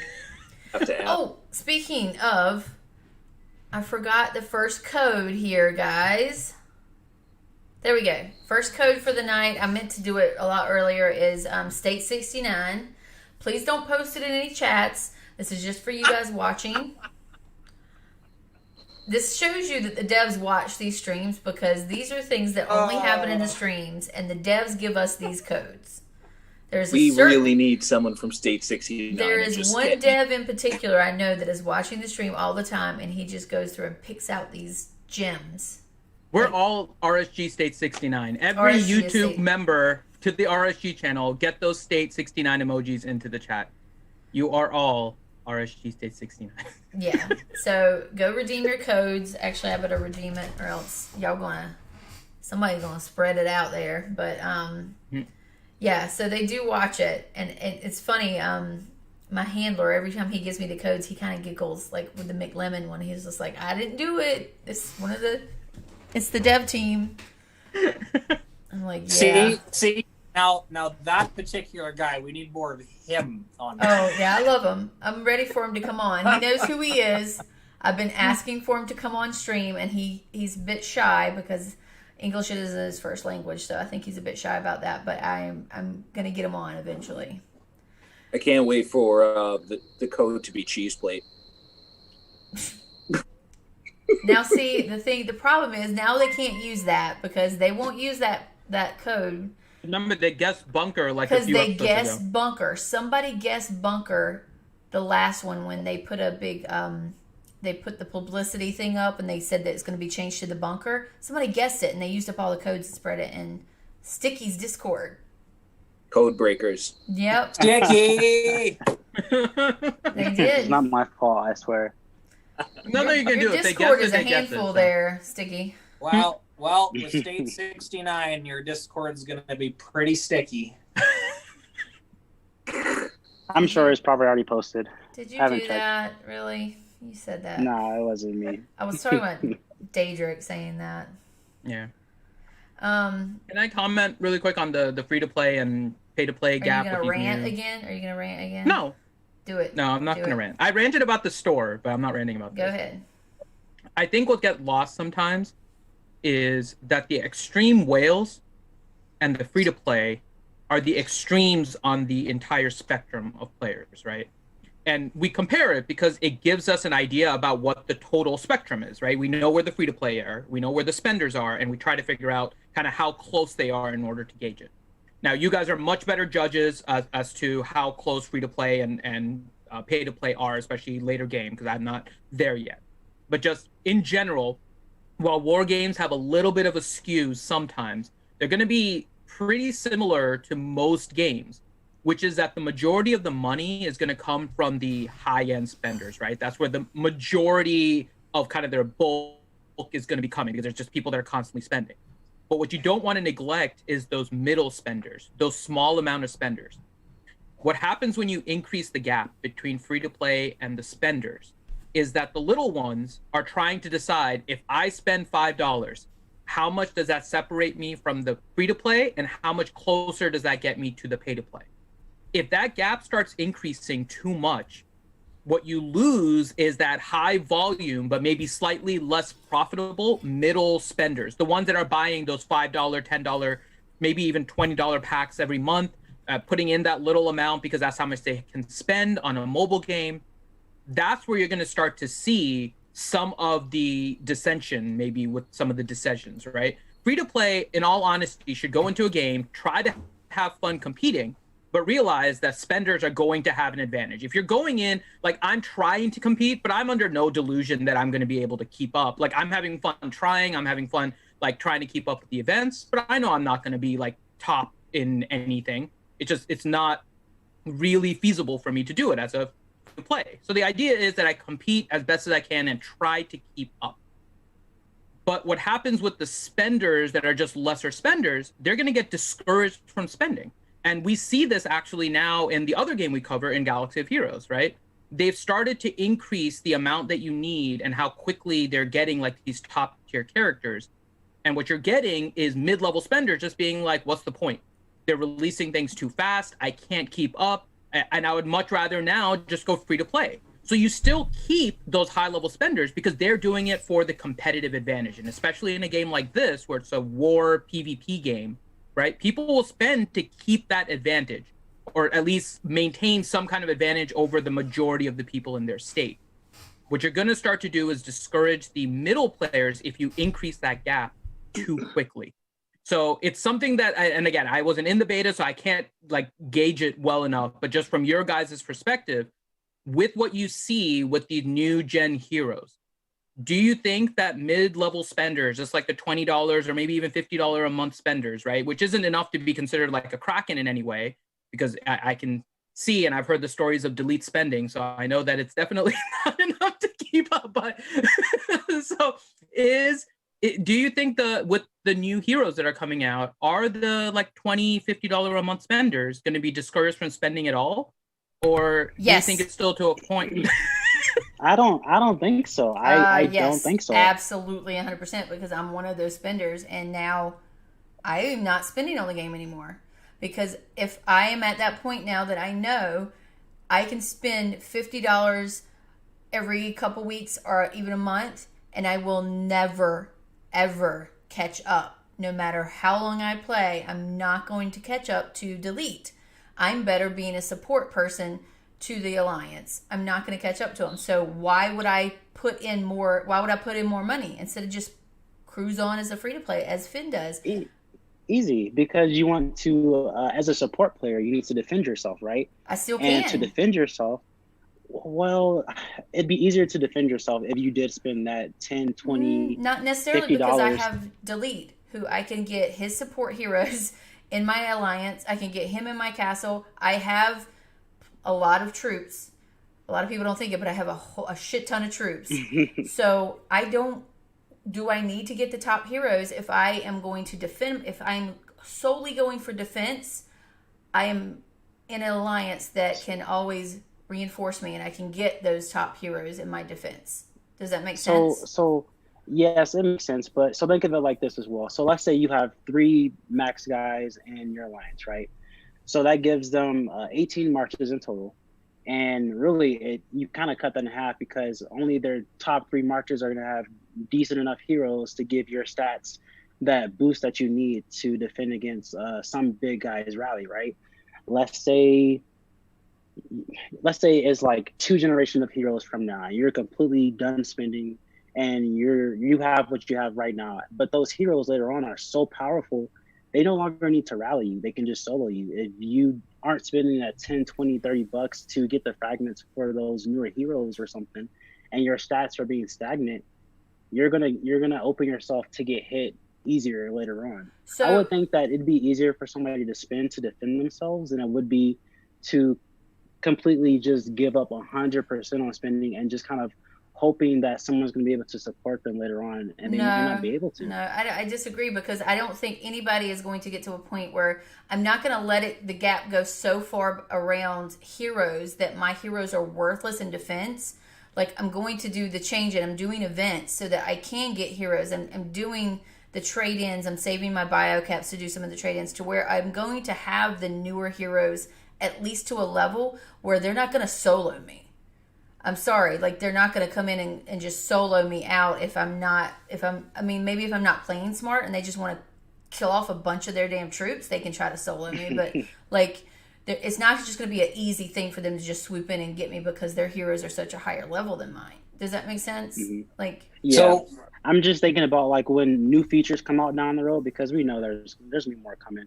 There's going to be, like, something I feel like they're going to release where if people don't hop on board to defend themselves, then they may just open themselves up to getting hit. And that's what I worry about, because a lot of my people in Set 11 who are still around, a lot of our spenders are the ones that quit. Are the people that we have left are people like Mario and stuff who they need the top guys' help, and we don't have a whole lot of top guys in S11. So when states that we fight in state warfare get frustrated and they start hitting castles, we can't either reinforce quick enough or we can't spread our troops around enough to where we can protect everyone. And so that's what we're seeing right now, if that makes any sense. yeah. Go ahead, Dieter. No, go ahead. Let me clarify something. I didn't say I can't be zeroed. I have been zeroed. Don't get me wrong, y'all. I have been zeroed. It's not that I can't be zeroed. It's that the people that I know that play in our state are not going to waste their troops to try to zero me out when we have a very active alliance that's going to reign, and they're going to lose a shit ton more. They're going to rally to try to zero me. Like, do you know what I'm saying? Like, it's not... And I'm not stupid anymore.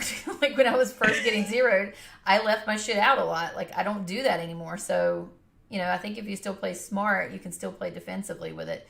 I do agree with the gap. The gap is going to be exponentially ridiculous. But I still think I don't need to spend anymore to still play the game. And that's where I think that was the point Finn was making, is like, I don't want to spend anymore now. Like, I just don't want to. I think Sticky is actually right in some ways, though, McVenom. Because I think what Sticky's pointing out in some ways is actually the trap that games can find themselves in. Which is, right now, people have spent whatever their normal spending method is, right? $20, $50, even maybe $100 a month. Still doesn't put you in, like, the high-end spender category, but still what you can spend comfortably. And you've been able to keep up, right? And what Sticky is saying is that you have to spend maybe in order to try and defend yourself. But what happens is players feel like that money just isn't going as far anymore. They don't see the value in it. Yeah, I guess that's where I'm at. So for a little while, you're going to survive. You're going to be able to rely on it, right? But if you stop spending, then that gap is going to slowly increase and increase and increase. And that is when you put those players, once again, in the position of, am I going to spend to try and keep up that same gap that maybe you had with Delete, right? Because if Delete is still spending, Delete's going to spend and increase and spend and increase, and you're not spending. So now your rate of following Delete is slowly going to start falling behind, right? Yeah. So you're going to come to a point where you now have to decide, okay, am I going to spend to try and keep up that same rate with Delete? Or is it still not worth my money to spend because I'm not getting the same value in the game as I did months ago, right? Like, if we consider months ago, yeah, like months ago it was good value. Yeah, exactly. I know what you're saying now. So that's the trap. Like, Sticky is right. Like, you're gonna have to eventually, if you want to keep up pace, have to spend. But if right now, this early, those spenders are feeling like my money is not going as far, and I'm not getting the same value, and I'm not able to keep up with my $20 a month, and now instead of 20, I have to spend 50. But I can't spend 50. My limitation is 20. I've been playing with 20. My 20 doesn't seem worth it right now. I'm going to pull back to 10, or I'm going to drop it. right? Well, so it's going to be a decision point where you're going to put those mid-level spenders. Some may come back and spend because they have that competitive drive, and to them it's worth it. But you're going to have others that are just going to not spend anymore because they still don't see the value. And that's where you have to be careful about increasing the gap. It's not really the gap between free to play and spenders, right? It's the easiest way to like classify it because it's the extremes of the spectrum. You get the whole range.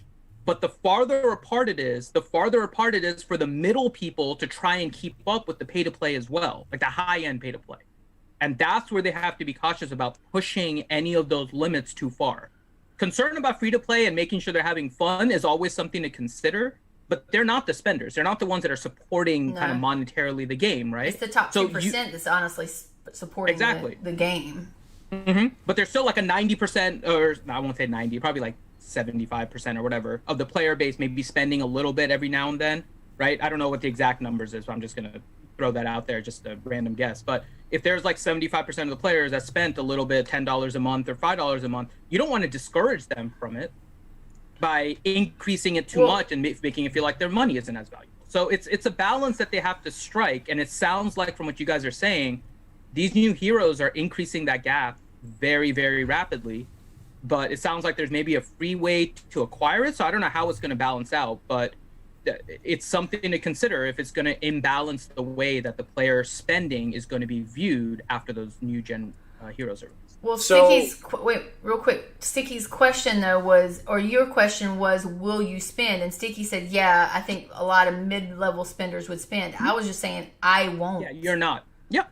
I just won't because, like you said, my 20 or $20 a week or whatever I was spending is the further that gap, the more these new heroes are like really OP, the less my 20 or 30 or whatever I'm spending is worth it. It's like I'll just use that to my Disney fund, like my vacation fund that goes better to get my nails done or whatever I want to do, because that I can see tangible results with, and I won't be able to see that with this game.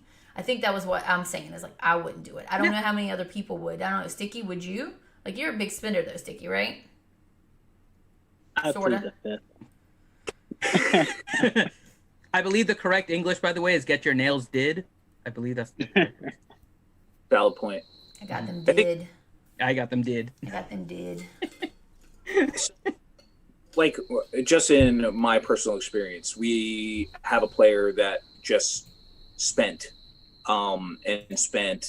boatloads and did it by doing regular bundles, and just completely was like, okay, I've got one gold piece, and they were complete gold. It took me 3 months of basically structured spending on concentrating on making sure I get the right packs, maximizing what I needed to go ahead and finish up my hero gear parts and not buying extra of certain pieces to, limit, where it was, basically mapping out exactly what I needed to buy in order to get it and waiting for those bundles to appear.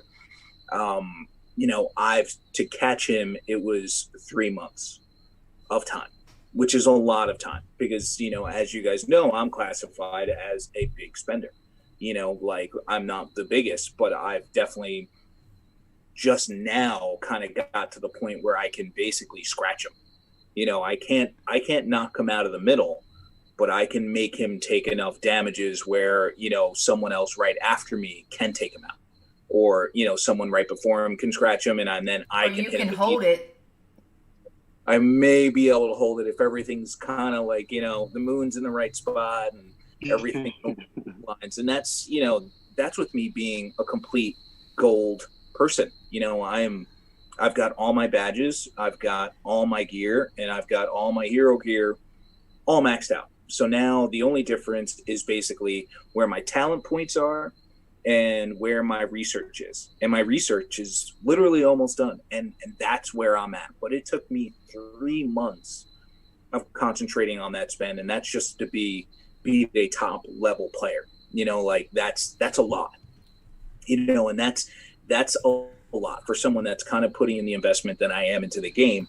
It's a considerable amount. Now, every state is completely different. It really depends on how large of a whale you're really chasing.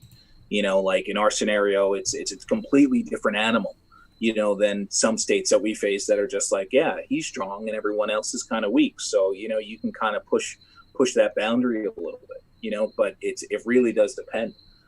So that question can't be like cut blank where a middle player is going to either stop or continue.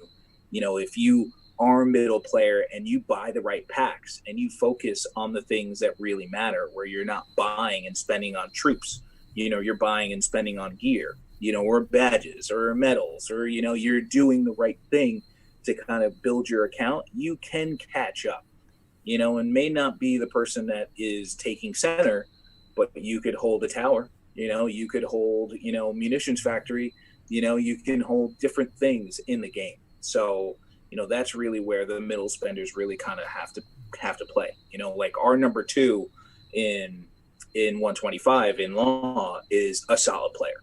He is not a whale, but he knows how to utilize his marches. He knows how to stack and basically captain his troops to make sure that his effectiveness is strong. And me and him are kind of, we're on the same level where it's like, okay, it's time to hit center. Let's go. What's your march? What's your march time? All right, ready? Synchronize, boom.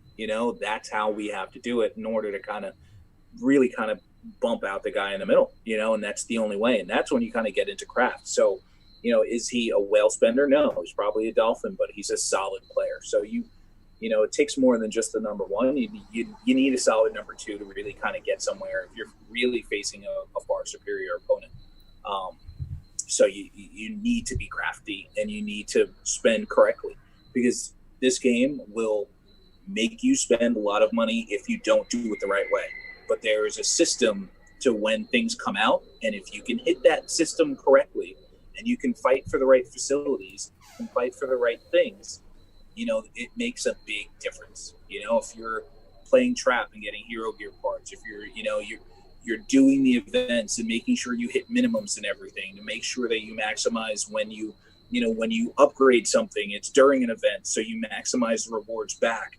You can make up leaps and bounds on someone that is just flat out pushing the button $5.99, $10.99, so on and so forth. You can kind of scratch at it. You can't overtake someone that's just going to just spend, but you can get to the same level far less with spending far less money if you do it correctly, is basically what I'm long-windedly trying to tell you. And I hate to interrupt, guys, but I actually have to run. I really appreciate you having me on your stream tonight. It was fun, Sticky. Thank you for joining us. I appreciate you hanging out with us. Come back and join us anytime you feel like hanging out and having thoroughly exhausting discussions about the games and what we think they should change and how we think they should change it. Of course. I appreciate you guys. You guys have a good night. You too, Yeah. Sticky. Make sure you wash your sticky hands before you go to bed. I'll try. Okay. Bye. Guys, I want to ask you what you think about the Capital Clash change. Oh, yeah. We didn't even touch on that. Yeah, we got the, I think they said, Greetings Survivor. Do you remember the poll we took on the Capital Clash time? Based on the data and feedback gathered from players, the majority prefer that Capital Clash lasts for 12 hours and that 4 hours of consecutive control is required for victory. So the game team plans to adjust the feature according to the poll results. So starting from next week, the Capital Clash and Capital Fight stages in State Warfare will last for 12 hours with the alliance that holds the capital for 4 consecutive hours claiming victory. But they have pushed back SVS now too, right? Yeah. But Which I'm cool with that, by the way. Are you? Yeah. Why are you cool with that? Having SVS as frequently as it was is just makes no sense. It doesn't, because for the expectation for people to save the amount of materials they need to compete with another state in the preparation stage is just impossible. Like, hey, by the way, you're having another state versus state in 30 days. The only way you're going to hoard the amount you need is to buy, realistically, unless you choose regular state. Yeah, right. Or completely skip several state versus states in the preparation stage and then spend, on number 4, and but then again, then you're only hoarding, that many less times in a year. I think the change in time is fantastic. You know, at the end of the day, I'm going to go 95% of the people who play this game are adults. We have lives, we have kids, we have jobs, we have, you know, family to look after. You know, the expectation for you to stay on for the entire period, and some alliances expect that of their people, is just insane, absolutely insane. To ask somebody, even for a 12-hour period, to ask somebody, and like it's at 4 a.m. for me when it starts, to ask somebody to stay on for 12 straight hours is just nuts.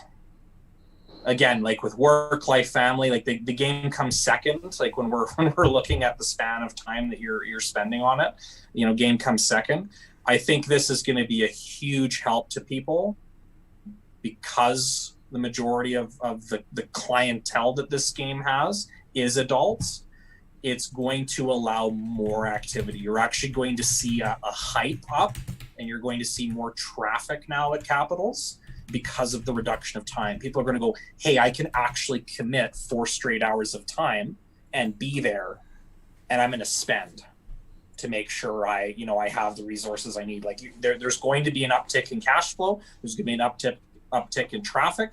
People are going to be more hyped about it because you're now accommodating to your audience. That's what I really like about the time adjustment. And again, pushing the capital or the state versus state up to October 12th, I think was brilliant.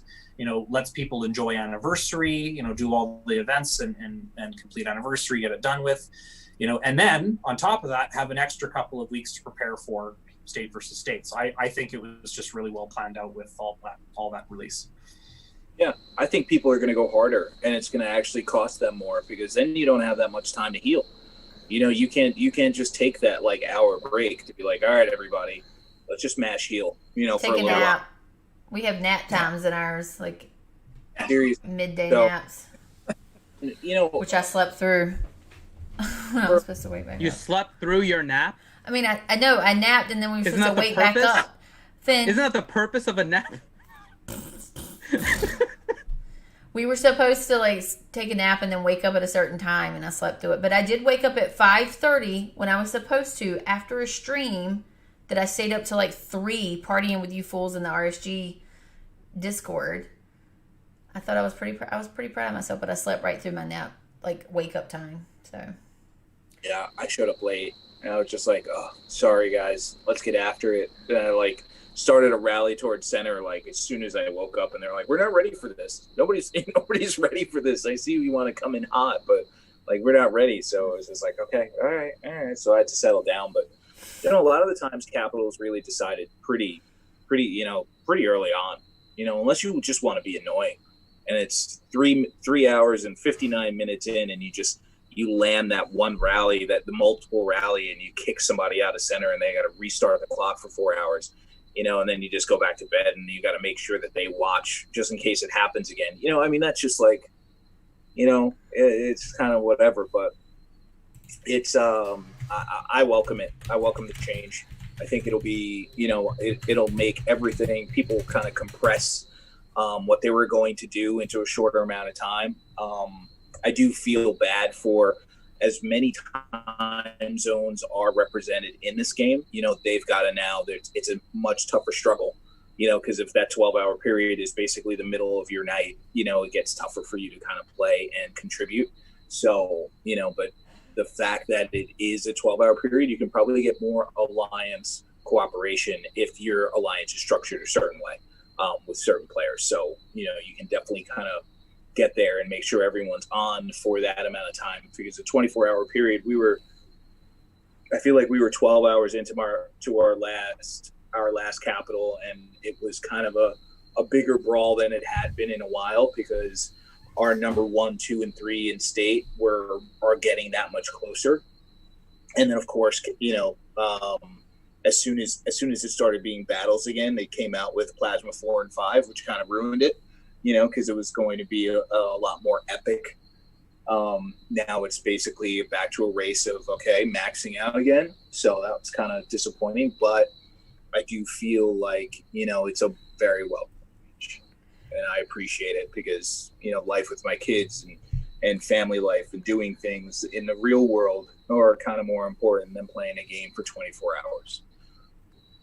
Agreed. Not that Nathan said, I enjoyed the stream. I can relax and say hi to friends. Or we're glad you enjoy it, Nathan. You've always been such a sweet person.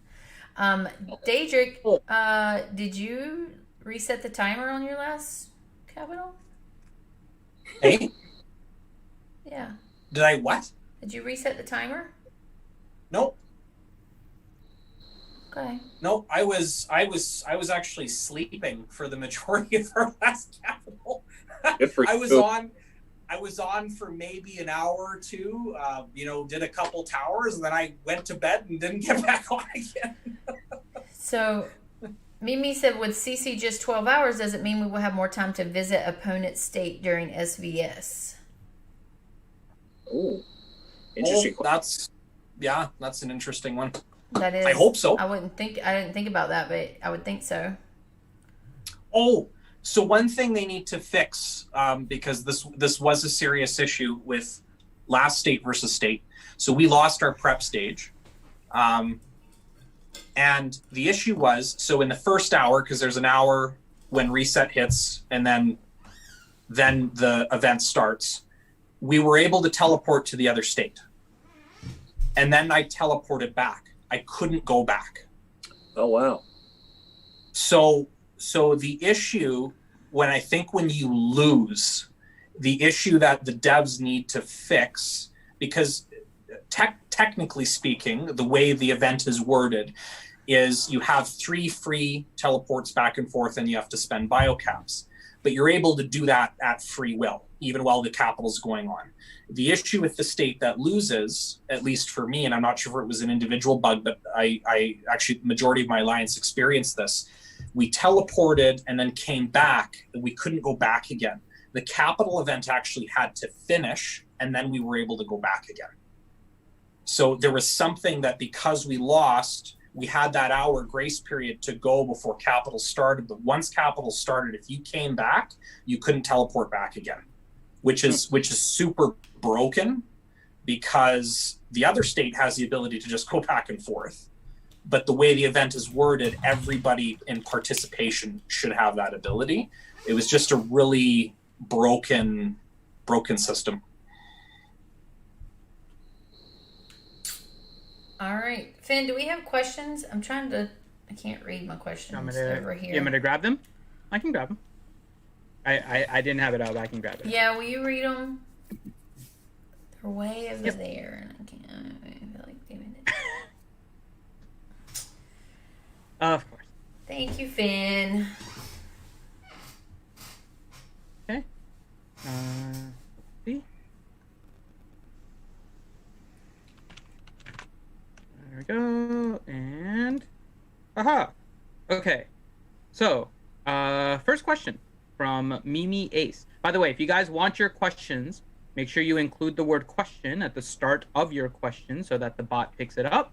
And we're going to start going through those now.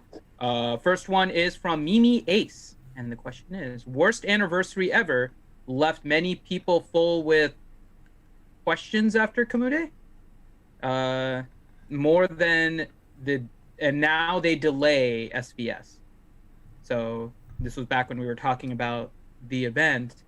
I don't know, maybe it's just because I'm a new player, so I haven't gone through a whole bunch of events.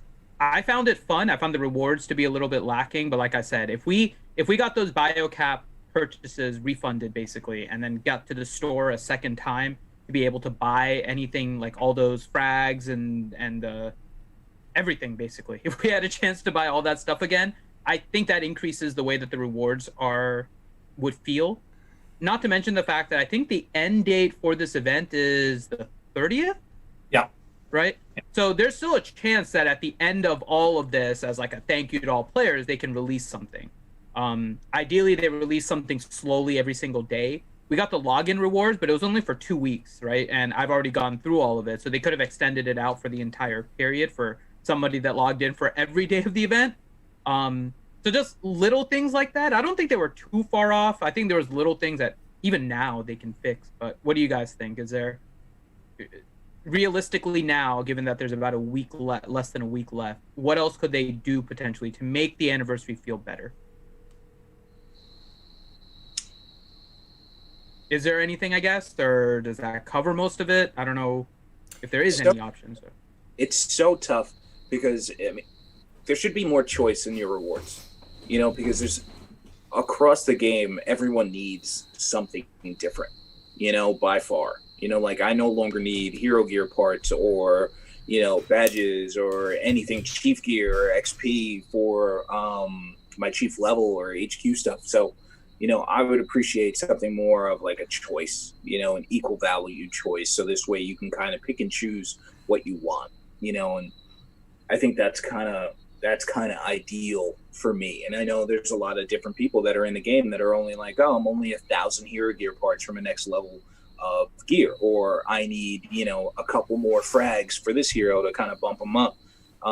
So I think the biggest thing is they should probably announce a shift in bunker and facility rewards, because we're still fighting for bunkers and facilities for Nicola and Maddie, and those heroes and epic actually heroes, and those heroes have basically been decimated by the new releases of more heroes. So, the reward system just from day-to-day game should be changed, and I think they should announce that,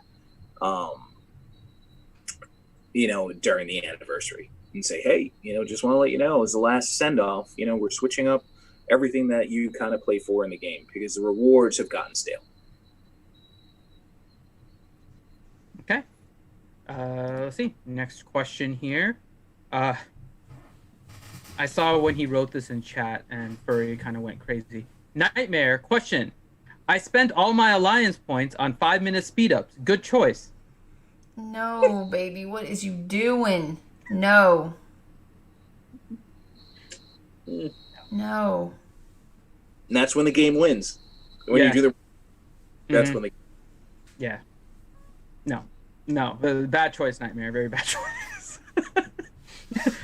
Okay, I'll say I have started buying some of the 5-minute speed ups and stuff. Stop it. Because I have like 18 advanced relocators and I have like 12 or 8 talent resets and stuff, and they're just not popping up, and I have like 600,000 alliance points. But the only time I bought it was when they were discounted. I don't buy them straight. I buy them when they're discounted because I just need to spend my alliance points. Otherwise, they're just like accumulating. So I really hope if you at least bought them, you bought them when they were discounted. They can always accumulate. You don't lose them, and you can always buy ports as they come in and refresh. You can always buy talent resets. You can always buy things that actually you need. I need the 5-minute stuff. Oh my gosh. Okay. Not as useful as the other stuff, though. Leo07 said, question, first dev sent mail. The Commute store will be closed and after reset, and right now it's also open, but I've spent all samples to buy on rewards and rush. Leo, you were so late. We have already ranted and raged about that, sweetie. Finn had like a 20-minute discussion about it earlier, so just scroll back into the stream and you'll hear us argue about that. Source subject. Yeah. A little. But yes, R.I.P. Tofu. Okay. Let's see. Next question is from Resto. Question: best formation in CC. Is it 50-25-25 or? It really does depend. You got to realize who you're going up against too. Are we talking about CC? Yeah, is that what he said? Mm-hmm. Which basically follows the same mechanics as bunkers and facilities. I've seen probably the best results out of 50% infantry. A couple weeks ago, it was almost 80% infantry that was producing the best results. And then before that, it was all equal, right? It was all equal. Closer to equal, and now it's changed. It definitely does cycle around. So you basically, ideally the ideal scenario is to kind of recon what you're looking to take and try and match their troops if their stats are kind of lacking in certain regard. If they don't have enough infantry in there, you kind of want to up your infantry to equate, but you don't want to go past where you have 80% infantry like it was, and then because the hunters and riders have actually started to take effect again, so like I've seen 50% infantry probably produce the best results. Okay. Just real quick, Leo, it's cool that you just woke up. We know we're pretty late and we're in all different time zones. Honey, I was teasing you. The other thing is somebody put one in here that's not in a question format, but I want to get to it because it seems really good question to me. RR said, where do you see the game in 6 months' time? Daedric, I want to hear your answer for this. It's a broad question, which is good. Yes. Because the game has been broad in terms of what it's been producing. In 6 months, sadly, and I say this honestly, sadly, I see more plasma. 6 months down the road, they will go higher than plasma. I have no doubt in my mind. We're going to see more legendary heroes. We're going to see T11 because that's kind of the secret development right now for troops. And those are just technical specifications. Now, as a game as a whole, we're going to see easily 600 plus states in 6 months. I have no doubt. I think the game's going to be continuing to push global socialization. So, events like Commute Town, we're going to see more of that style. Reservoir League is going to become quite substantially larger than it is now, because right now it's in beta form. We're going to see it in its full form in the next couple months here, and it'll be in full-fledged in 6. So that'll be like a game-wide, really hyped up push. So, State of Survival, because the name is becoming so much larger just via Facebook and the App Store, and, it's actually one of the top 10 games right now, just through recreational app gaming. They're going to be pushing community a lot harder. We're going to see, again, more of the global socialization style events and things like Commute Town and Reservoir League. I think we're going to see more development of those types of things. Personally, I would hope that the dev team would put less attention on plasma and heroes and more attention on the events, because you can have just as much of a profitability drive pushing global events as you can releasing new content, because it is new content, right? You just have to find a way to bring in cash flow. So that's where I think the direction is going. Yeah, I completely agree. I think there's going to be more optimization, which is a key word that's used. You mean they're going to break more shit that we don't need them to touch? I think the game will look completely different. I think there's going to be a schematic and just color and things that change. You've already seen it with the, they're kind of instituting or kind of bringing out more monsters, so to say. I feel like they tried to bridge the gap between the new version of the game and the old. I'm hoping for revitalization of the Alliance tech to make more sense. I see more stores coming, where right now there's a Reservoir store, there's going to probably be, a Horde store, there's going to be more stores, more things more places to buy things that you need. I hope there's a state migration. Yeah. Yeah, thank you. Thank you for bringing that up. I'm surprised I didn't say that. I'm surprised. That's why I wanted you to ask. That's why I asked you, because I figured that was going to be the thing that you would push. Yeah. Drop the ball on that one there, Day.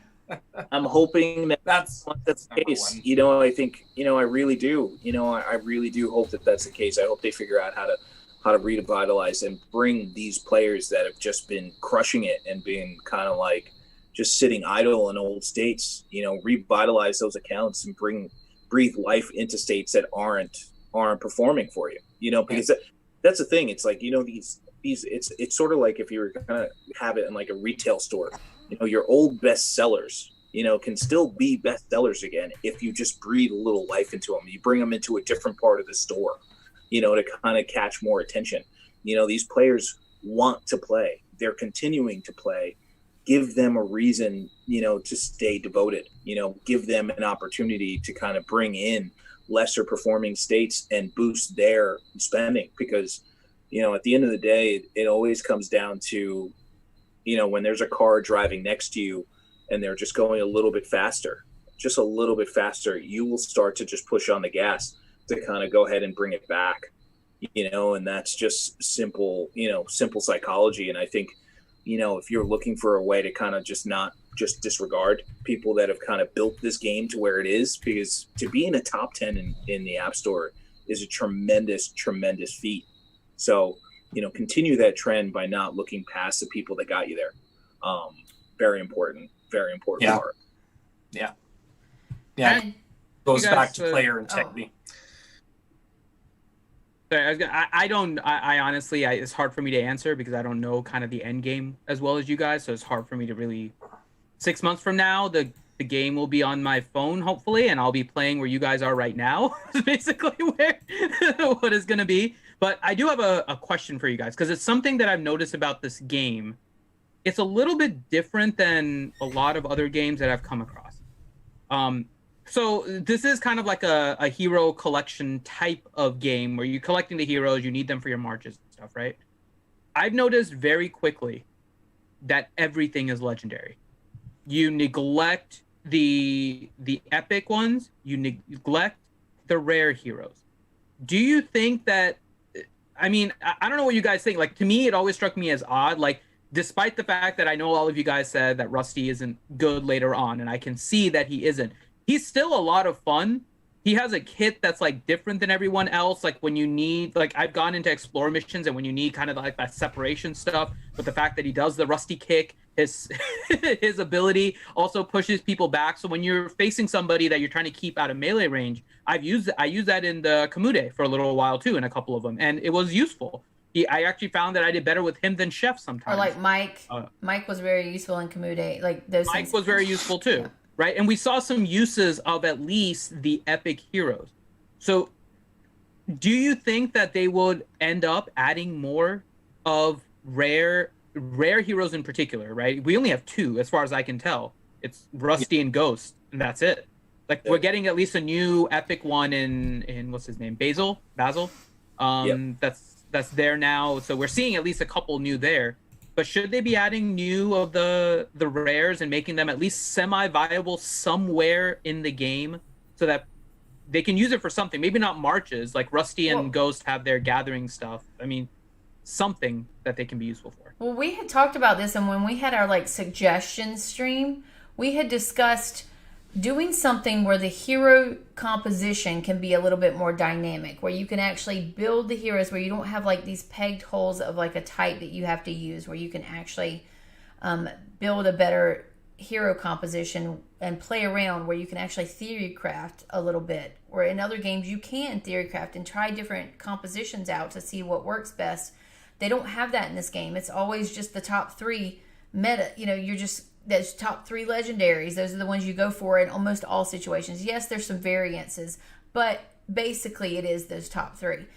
That was the suggestion, was that you make them more dynamic so that we can mix and match some of those lower level heroes that seem like they have good kits. They just need to boost the stats up a bit, or just change a couple of the stats, because like nobody wants to invest in those because they're not good for anything right now, but they could be.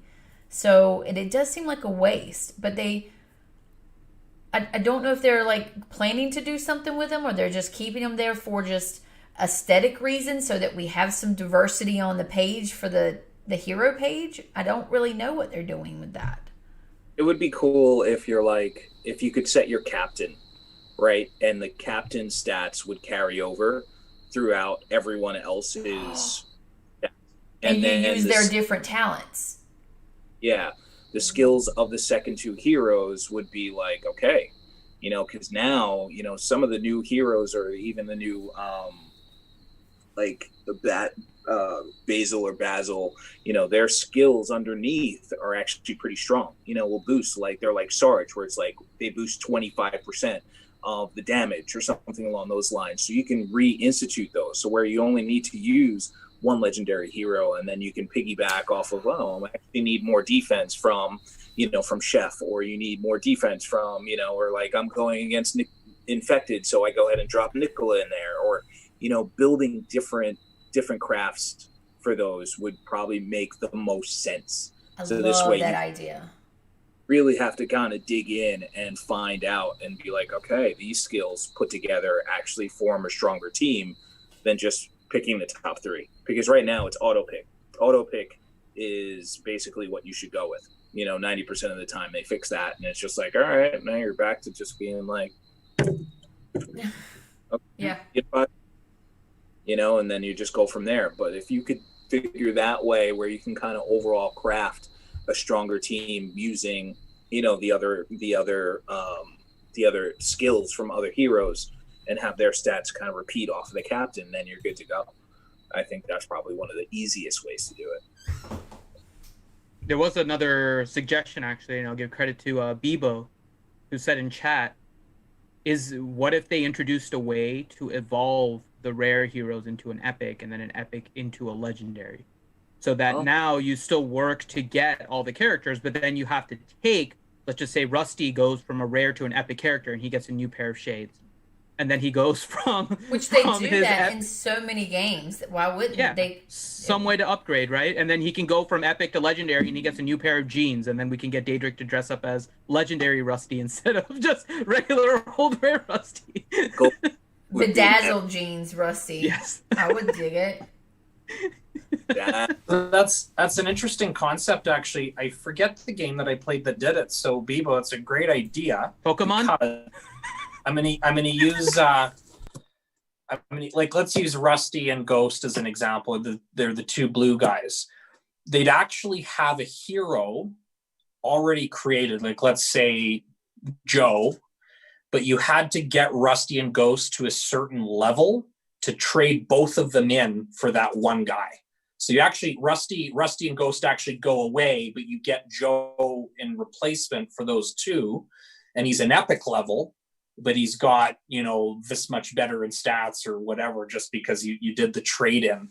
I've seen a game do that where you're losing content, but gaining then in the trade, and you're gaining higher content at a better value. Yeah. Or even something to do with like excess frags. Yeah. There's many excess frags that just go poof. They go absolutely nowhere. You can't turn them into, even resources or anything of value. It just becomes, you got 70 more Maddie frags that go an account, they go absolutely nowhere. And it's like, thanks. What am I supposed to do with that? So, a lot of the bunkers and facilities, we're fighting for like frags, and it's like, 30% of the people in the alliance don't need those frags. So it's like, okay, it just filters down. And it's like, by the time that person gets Maddie to 80, they realize that Maddie really isn't anything for the overall group. But their explorer missions get easier. So that's good for them. I'm kind of really digging. I wish they would do something with the legendaries. I don't know if I would ever want to get rid of Rusty, though. I'm sentimentally attached to Rusty. I don't want to trade him in for Joe. Can't we just make it as a prereq without having to trade in Rusty? Rusty will always be around, baby. Mm-hmm. Yeah, I agree. Okay, right. Next question. Sweet. Hi, Sweet. Question. Hi, what does an anniversary skin really cost in big picture if everyone got one? Oh, you mean for the devs? Nothing. Nothing. Not is it a really, thing. though? No. Yeah, not a thing. I mean, maybe I'm the only one thinking differently here then. What are you thinking? Oh gosh, don't give us a... No, I'm thinking that they've made it so that getting a permanent skin, right? If it was a skin that had no boost or anything like that, that's one thing, right? But they've made it so that being top in all of these events is the only way that you can get those perma skins, right? So to suddenly then give it away as an anniversary, in all honesty, like if I was somebody that was fighting for those skins before, it feels like, oh, it's the anniversary, we're just going to give this away to everyone. It feels like it kind of spit on the people that spent a lot in those events to get the top 10, to get the permanent. That's why we suggested giving them a second one. Yeah. But even giving the second one, right? You can only use one at a time. Like, unless it was a special. No, they stack. They stack. You have to activate. You activate them, and you can activate all of them. Yes, and they stack. That's why. Okay. That's where you're confused. You're like, "What's the skin thing?" Yes, that's why you want to collect as many as possible. That's why we're saying give another one. I wish one thing that's a pet peeve of mine in the game is the overall attack level doesn't seem to match or matter as much as it should. You know, the top 4 in a report where your overall attack, your overall health and defense don't seem to actually stack up that well. You know, where it's basically the middle of the report that really matters. It's the top end of the report that's just kind of like, meh, you know, and that's kind of disappointing because the skin should be more. If you're up against someone, and I think my overall attack right now is like 107, you know, but I'll be fighting someone that's at 95 and our stats are kind of equal in the main body, I have a potential to lose that rally, you know, which doesn't make any sense. Because if it's a straight up, you know, algorithm base, you know, it's clear that top weighted average really doesn't mean that much, which is a shame because it's like, you know, like you said, I mean, to get a permanent skin and to increase your attack level in those permanent skins costs you a lot. And then to have those not mean as much, you're kind of diminishing the spend, which is just absolute. That's awful, especially since they take so much pride in taking them away. You know, it's like they don't mean that much. Then why would you take it away? You know, why wouldn't you just leave it? You know, because it's clear that they really don't mean that much in the game, but they're putting a level on it that it does. But in the reports, in the actual battle mechanics, it doesn't mean that much. So that's a shame. Okay. Let's see. Next question is from Furry. And her question is Mr. McVenom making an appearance? My sweet tits. You can come say hi. Now you have to say hi. You got a request from Fury. Just came in, hot off the presses. Say hi to Fury. Good evening, everyone. Good evening. You gotta Fury. say hello, sweet tits. Hello, sweet tits. Oh, that was nice. Ooh, don't say that again to her. That's only me. You don't say that in that voice to anybody else, mister. Or me. He can say it to me. Well, you can say it to these guys. Actually, I would let you say it to Fury. No, just me. What is this other guy? What the hell? Why are you trying to break my bond with Mr. McVenom? Seriously. I'm not trying to break nothing. I don't have to try. Awful. Oh. That's the tea. Sassing out. That's the tea. Just wait until we're in Disney. Just wait until okay. Let's see. Next question is from Warpig. One multiple choice question. Then I don't know. Oh no, that's not an actual question. Next question is from Resto. We'll start with delete here. Question: best and worst thing about the 1-year anniversary event? Best is the storybook. Yeah. I would have to say by far. You know, it's probably one of the most creative things, and it was probably done by someone that was probably a minuscule player in that production meeting, you know, because it was something that you just don't even think about. It was something a player would think about. Yeah. You know, and it was probably someone that listened to that often, and it's clear they deserve a promotion because that was the best thing. I think the worst thing for me personally is the asking me to put up videos or pictures on social. That kind of I don't know. As an avid player of the game, I don't think I need to do that. You know, unless you want to go through the effort of just like, all right, I'm going to create a new social account that's under my HQ name, you know, so this way I'm just not like getting outed in my real life and people are just that's what I was just about to say. Burned me. Now I'm going to go ahead and destroy your business on Yelp. You know, like.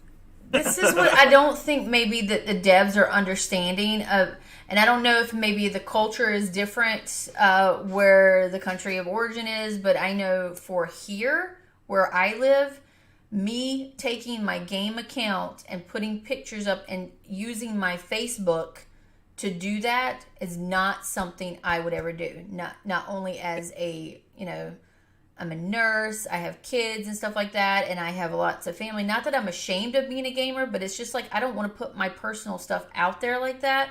Secondly, as a female gamer, I'm not putting my stuff out like that so that somebody could come and crazy stalk you, or they burned me or I burned them, so they're going to come and find me on Facebook because I'm on the game page somewhere.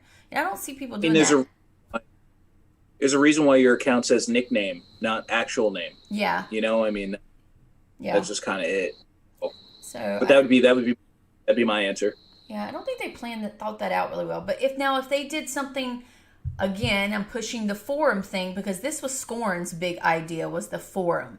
Every game has a forum, like a Reddit forum or something where they can push and have somebody manage it and mod it, similar to Discord, but in a very more uniformed way where they can actually have topics and channel threads and things like that, where they could push people to come show pictures. There, you can have a nickname there. You can sign up with your game name, and you can do that on Facebook too, but then that's hard as heck to have two separate pages for Facebook. It's ridiculous. But I think the Reddit thing or a forum would be a really good idea if they want to push this hard. That's my 2 cents there. Oh, let me throw the second code out real quick before you get to the next question. How many more questions do we have, Finn? Well, we're going to go around here. I mean, we can cut off go ahead. whenever You want. guys be doing this. I'm going to put the second code out, which is Munchie. I wanted to put it out because I just saw her. So we must have mentioned Munchie in the last stream, talking about Munchie. Oh, it's because she was on the last stream. That's why. She was. It was the lady stream, yeah. And it was the lady stream, and the devs just apparently just love some Munchie. So they Munchie's made her... She's so sweet. She is so sweet. And she's so funny, too. She's just funny and sweet and just awesome. She is an awesome chick. Yeah. Agreed. He's like, what? Aw. She's like, oh, what? Okay. So. All right, Daedric, how about you? Best and worst thing from the 1-year anniversary. I agree with the lead on the best thing. Storybook, fantastic. Love it. Just nostalgic, really great thing to read, and just cool to see all the stuff you've done over a year. Just really, really, really cool. Worst thing, I look at it as an opportunity is rewards. The one thing I think that the devs could do better on, and Finn, you mentioned, really a part of that as well, just rewards in general. For something like a 1-year anniversary, I would have expected better deals, or at least more substantial rewards for all the events that we're doing universally. Just shows player appreciation. That's all. Yeah, McVenom? I like the book. Like we had talked about, I like the book. I think it feels like it was a player that was in there going, what would be cool if we did this, and kind of relive the whole history of like, this is the anniversary, let's relive our game time. And he was like, these are some of the things that I would like to see. I think that was a cool, very cool feature that it didn't even give us a reward. That's the weird thing about this, is that the devs keep looking for stuff of ways to make us happy. That is one thing that didn't even involve a reward of any kind. And got that made nameplate. us happy. But you know what I'm saying? Like, no monetary reward or anything that's going to help our account anymore. But that's the thing we like the most about the game. I mean, about the anniversary thing. That kind of, like, you got to think about that. And, I think that's cool. The thing I hated the most was, besides the mistakes and the, taking skins back from people, I think I'm with Delete about the Facebook thing. Like, I would never do that. I don't care to do that. I have actually posted stuff on my RSG Team McVenom. I do have a Team McVenom Facebook page for RSG promotion. So I have posted things on the Facebook page, but now if I'm on my account, when I quickly switch over, it goes to my regular Facebook, and I'm not going to do that. I'm not going to do that. So that might be something they rethink, and I'll have to talk to my guy about that. He runs it. We'll have to figure out a different way to do that. Those are the ones. I do like the Commute. I like Commute too. Mm-hmm. Go ahead. I was gonna say my worst one is the store for sure. That's the thing that bothered me. If you didn't guess, the best though, I did like the storybook, but to me actually that wasn't the best thing about the event. it was actually what Daedric was mentioning about how the devs were giving us extra O2 in order to try and finish the event. Like it actually felt during that time that they were invested in the players playing this, getting to the end, finishing it, right? Where after day 1 and 2, we're just looking at this and we're like, there's no way we're finishing it. Nobody's working together. People are just hitting any tile. Like a bunch of us saw the map, but obviously people don't care. There's leaderboard hunting because of the bosses just giving more and everything like that. And so I actually really like the fact that the devs were giving away oxygen. And I'm actually not entirely convinced to some extent that maybe they didn't reduce some of the difficulty as we went along to make it a little bit easier to clear some of those. Because it felt easier to, even though like the damage was the same, it just felt easier to get through different tiles as we went later. And I don't know if that was intended or whether they did something, but the fact that they gave the O2 to everyone, I love the fact that they were invested in the players finishing their anniversary event because they put the time into it. They want the players to finish it. It was nice. The only downside was we finished it in like the last day and like 2 hours left or something like that. So if you weren't in like US time or awake right around the like 22, 23 UTC, you missed out on potentially a lot of stuff. So yeah. If we had finished it earlier, then it would be better. But I still like the fact that they gave us that push in order to finish. So that was my favorite. It was cool that they were watching, you know, mm-hmm. and they like saw that they needed to give like added stuff to get it done. You know, they didn't want to fail, but it was cool to kind of see, you know, that they tracked the progression, you know. Maybe there's something to that, you know, maybe there's something where it's like, all right, you're fighting for capital and you see that it's really one-sided. Maybe they boost one side to make it more to reinvigorate it or something. I would be so pissed. Oh, I don't know. Are you kidding? Delete. You open that can of worms and I would be pissed at you for bringing that idea. I don't know. Underdog buffs, you know, I'd be okay with that. Anything what if we weren't the underdogs anymore? Oh, then bring it. I want the fight. You know, I don't want it to be 12 hours of just sitting there and being like, yeah, no one's going to beat. It's so weird. We have the two polar opposite players here. We have basically Lucifer and Gabriel or Michael. The two polar opposite players. The good guy who always wants a fair fight, knight in shining armor, and then Daedric, who's just burning everything in the world. Who on a weekday is burning 2 million in a week. Yeah, I mean, I only did 1 million. It's not a lot. I'm telling you, it's not a lot. I currently have a total. I'm almost at 3 million total. I'm just throwing that out. I am almost at 3 million, and you're beating that in a week. That's pretty good. That's great. What are you at? I feel like in my 208 days or wherever I'm at now, I'm at probably like 90 million, I'd say. I gotta check that actually. But all of my kills are basically done through events, you know, capital and things of that nature. They're not done by me just wrecking somebody's life. Right. Next question. Durgan. Question: is Finity alive or a zombie? I feel like you're a live zombie. Can't I be both? Live never fails. Finn, you just always take it up another level. It's incredible. Again. Next question, Finn. Okay. Next question. Question from Resto. Name 3 things that need to be done to fix the game.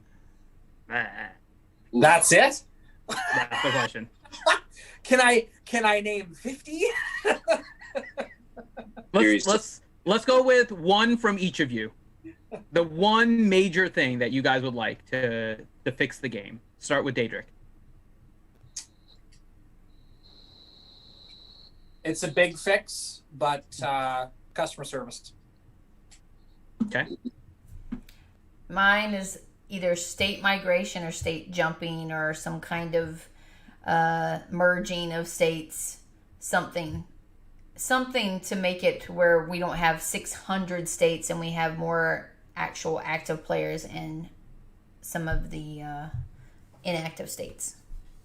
I don't know what that is. We've gone over many different possible solutions for that. We have, but something like that needs to happen, I think. Okay, and delete. Try not to repeat, though. See if you can come up with a new one so we can get through. Yeah, I'm going to have to go with March percentages for your, like, you can put in, I want 50% infantry, 25. Yes. 25%. So this way you don't have to sit there and do the math. And then you don't have to, like, if you put Mega March on, you don't slide everything over a little bit to kind of make up for that, because that's annoying also. So, and then when it wears off, you've got to go ahead and scroll it back, because then it won't let you send. That's really annoying. But that's probably It's so funny. Me and Daedric asking for these big whopping things, and then Delete's just like, percentages. Just give me some troop percentage in the March. Real. I'm trying to be real. I feel like, next update, 1.93.0 AB 7. Maybe that could be the thing. You know what's going to happen now? They're going to give you the percentages, but then screw the whole March up to where everything else is impossible to maneuver with. They're going to take the slide. Next update, Rusty will have glittery pants. I would totally dig it. I love some bedazzled jeans. That's legendary, Rusty. Or maybe some leather assless chaps. Oh, that's legendary. Okay, bedazzled on Epic and and chaps on legendary. The chick replaced Zach.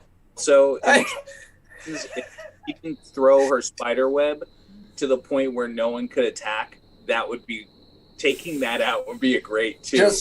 Just can you imagine marching to someone's base and Rusty's nice Southern hairy frickin' got a good or and ass hanging out of those assholes chaps as he's marching his way across the map. I mean, in state 69, baby. There we go. All right, next question is from Nathan H. Question: how are Finn's trees? They're quite lush. They're doing good. Then question: does McVenom still have a burning fin? Mm-hmm. Yeah, I don't think she'll ever get rid of that. Yep, I still have a burning fin, man. Mm-hmm. Next question, Nathan H. Why is Fury the most fun and coolest person in the world? Oh, because she just Special. is. There you go. Nathan H. Question: wouldn't it be easier for everyone if they listened to McVenom more? Mm-hmm. Depends on the day. Yeah. Nathan H. Question: would Finn prefer for humans to grill his porgs or for zombies to turn them into zombie porgs? Neither. Neither. And then last question here, as we will, let me double check that there aren't any more, because the next question is gonna sidetrack into something else. Let's see. Yes, it would. GeoWriter.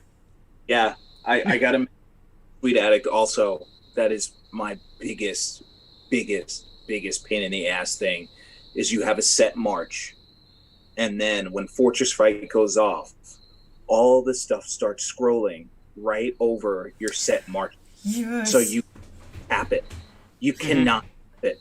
And it costs you, getting those like first occupation rewards because of, hey, everything's going off right now, and someone decides to send like a message that's like, good luck to everybody, and you can't click on anything on the top of the screen. It's even during rallies. It's even during rallies. You can't join a rally because there's freaking things scrolling across the top of it. Like, just move your box down just a bit. Isn't that a strategy, though? Can't you have like 3 people in your state chat do an announcement banner right at the start? Yeah.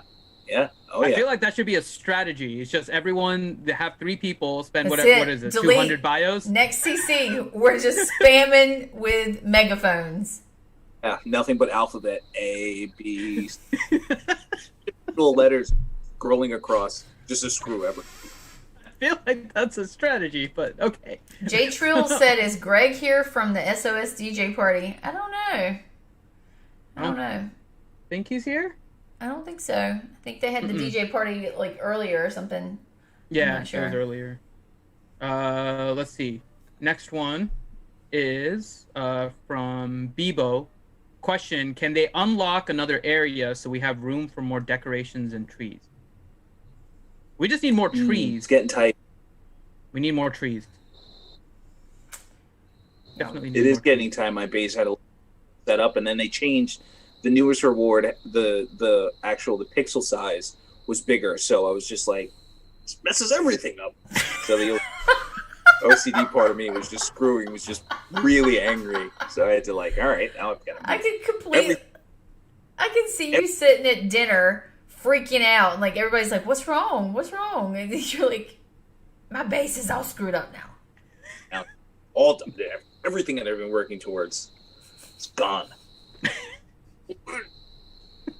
All right. Next question, Nightmare. What is the cake for? The cake is for the current event for the anniversary. You eventually cash it in with the Tale of the Brave event that is in your events billboard, where you help Becca fight a bunch of zombies.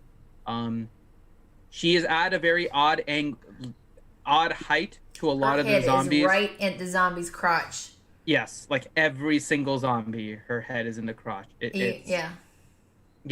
And yeah, you get rewards as you get more cake and you spend it. And it makes it even worse that she kind of like moves a little bit, like, like right there at that spot. Like, what are they doing? Yeah. Well, cake is a sore point in the game now because it was like, I was saving this cake for my zombie daughter. And then it murdered. And I forgot. Thanks for bringing that up. Besides Rusty dropping F-bombs. Yeah, that was a separate, yeah. But if there was anyone that was going to do it, it had to be Rusty. Nightmare. Oh my God, Nightmare just said, "Good girl, Becca." Bad boy. Heroes' first and last names I thought was kind of weird. They have no more anonymity. So I thought that was kind of weird. Restoration. He likes to be called Resto. 20 Chrono. He said delete preset with massive march on. Yeah, I mean, if you do that, then you got to reset it because then it's like, oh, you can't use this preset because it has more troops than you have on whenever it's not on, and you only get 3. So that's a lot of changing of presets, which you could do. I just choose not to because, meh. Meh. Yeah. Okay. And then last question is from Grim, who's asking when we're going to play the new Borderlands 3 DLC. I will answer that at the end of the stream for you, Grim. So, I think you want to wrap up, McVenom? Yeah. When are we playing that, honestly? Okay. So, here, I will tell you. So, every year, RSG does a charity fundraiser. We've done it for the last 3 years. And over those past 3 years, we've raised over $40,000 for charities. We raised for the American Foundation for Suicide Prevention the first year. We raised for the American Cancer Society the last 2 years. So every year we do a charity fundraiser, all leading up to our April run at Disney, which unfortunately this past year had to be canceled due to COVID. But we do have it planned for 2021. We are doing our campaign again as we do it towards the last quarter of the year. And it is going to start October 3rd. And we're going to kick it off with our live streaming. So we're going to have a 12-hour live stream, possibly 2, figuring out the schedule right now, next weekend. So October 3rd and October 4th. Plan for hanging out with us, and hopefully you guys can donate. We know that even if you can't donate because these are difficult times, just come out and hang with us, have some fun. We're going to play a bunch of different games, and one of the games we will play is going to be the Borderlands DLC. We basically rotate through different games every couple hours during those streams, and either I'm streaming or Ranger streaming, or McVenom may even stream some State of Survival, depending on what's going on. So next weekend will be our kickoff to our charity event. So hopefully you guys can all join us for that. So if you're not already, make sure you hit the subscribe button to us on YouTube. Head on to our Discord. You guys can type !Discord in the chat to get the link. if you guys aren't on our Discord already, and head onto our Twitch page, because we'll likely have one stream on YouTube and one stream on Twitch. So make sure you're on our Twitch page. It is linked down below in the description of the live stream. I think So there's the answer to your question. I think me and Grim may play something really scary because for some reason people love to watch me. I'm a jump. I don't get scared, but I get startled really easy, like really easy. I've been trying to Stop find. laughing at me, Daedric. I get startled really, really easy. No, you don't get startled. You shit your pants. I do. I get really startled. So they love to watch me play scary movies or scary games where things jump out at me and stuff. So I think Grim and I may end up playing something really scary. What was that game where it was like the monsters try to like guy crashes in an airplane and he's on an island and there's 7 like Days to Die? No, and there's like monsters taking care of a little girl, and the guy's got like a giant monster's got like a big screw hand. Oh, it's gonna bother me. I think you're talking about Dead by Daylight, aren't you? No. Well, people are saying That like guy has a hook for a hand. Five Nights at Freddy's is pretty like one of the consistent ones There's a few of them. There was on Epic, Layers of Fear was free for a while. I don't know if you picked that up when it was free. So we have a few. I have 7 Days to Die, and I've never played that one. So I was thinking of that one, but I'm open to other suggestions. Whatever is gonna. Grim is saying it's called The Forest. The Forest. No. No. Oh, the Forest is just freaky shit. Is it? Really? Oh, Maybe I should play that one. brutal. We'll find a It's scary brutal. game and we'll plan a time for that, McVenom. We'll Is maybe it really end this bad? stream. It's freaky. Maybe not. So, but yeah, so next weekend, we will be doing that. So make sure you guys are tuned in to not only our YouTube channel, but also our Twitch channel as we kick off our fundraiser for the American Cancer Society. All right. With that being said, we are going to wrap things up. We're going to probably head over and play a little bit in the Discord server. I am really itching to play some Evil Apples with these clowns, so might do that. Thank you guys for tuning in. Thank you for everybody that donated in Super Chat. We appreciate all the support. Everybody that had great questions, we appreciate you. Sticky Fang Gaming, we appreciate you as well. Dave's not going to let me live that one down. Thank you, Daedric, Mr. AKA Rusty, with the bejeweled pants. Delete and Finity, thank you guys so much. And until next time, I got blurry right there. Until next time, we will see you guys on next Friday night. And happy hunting.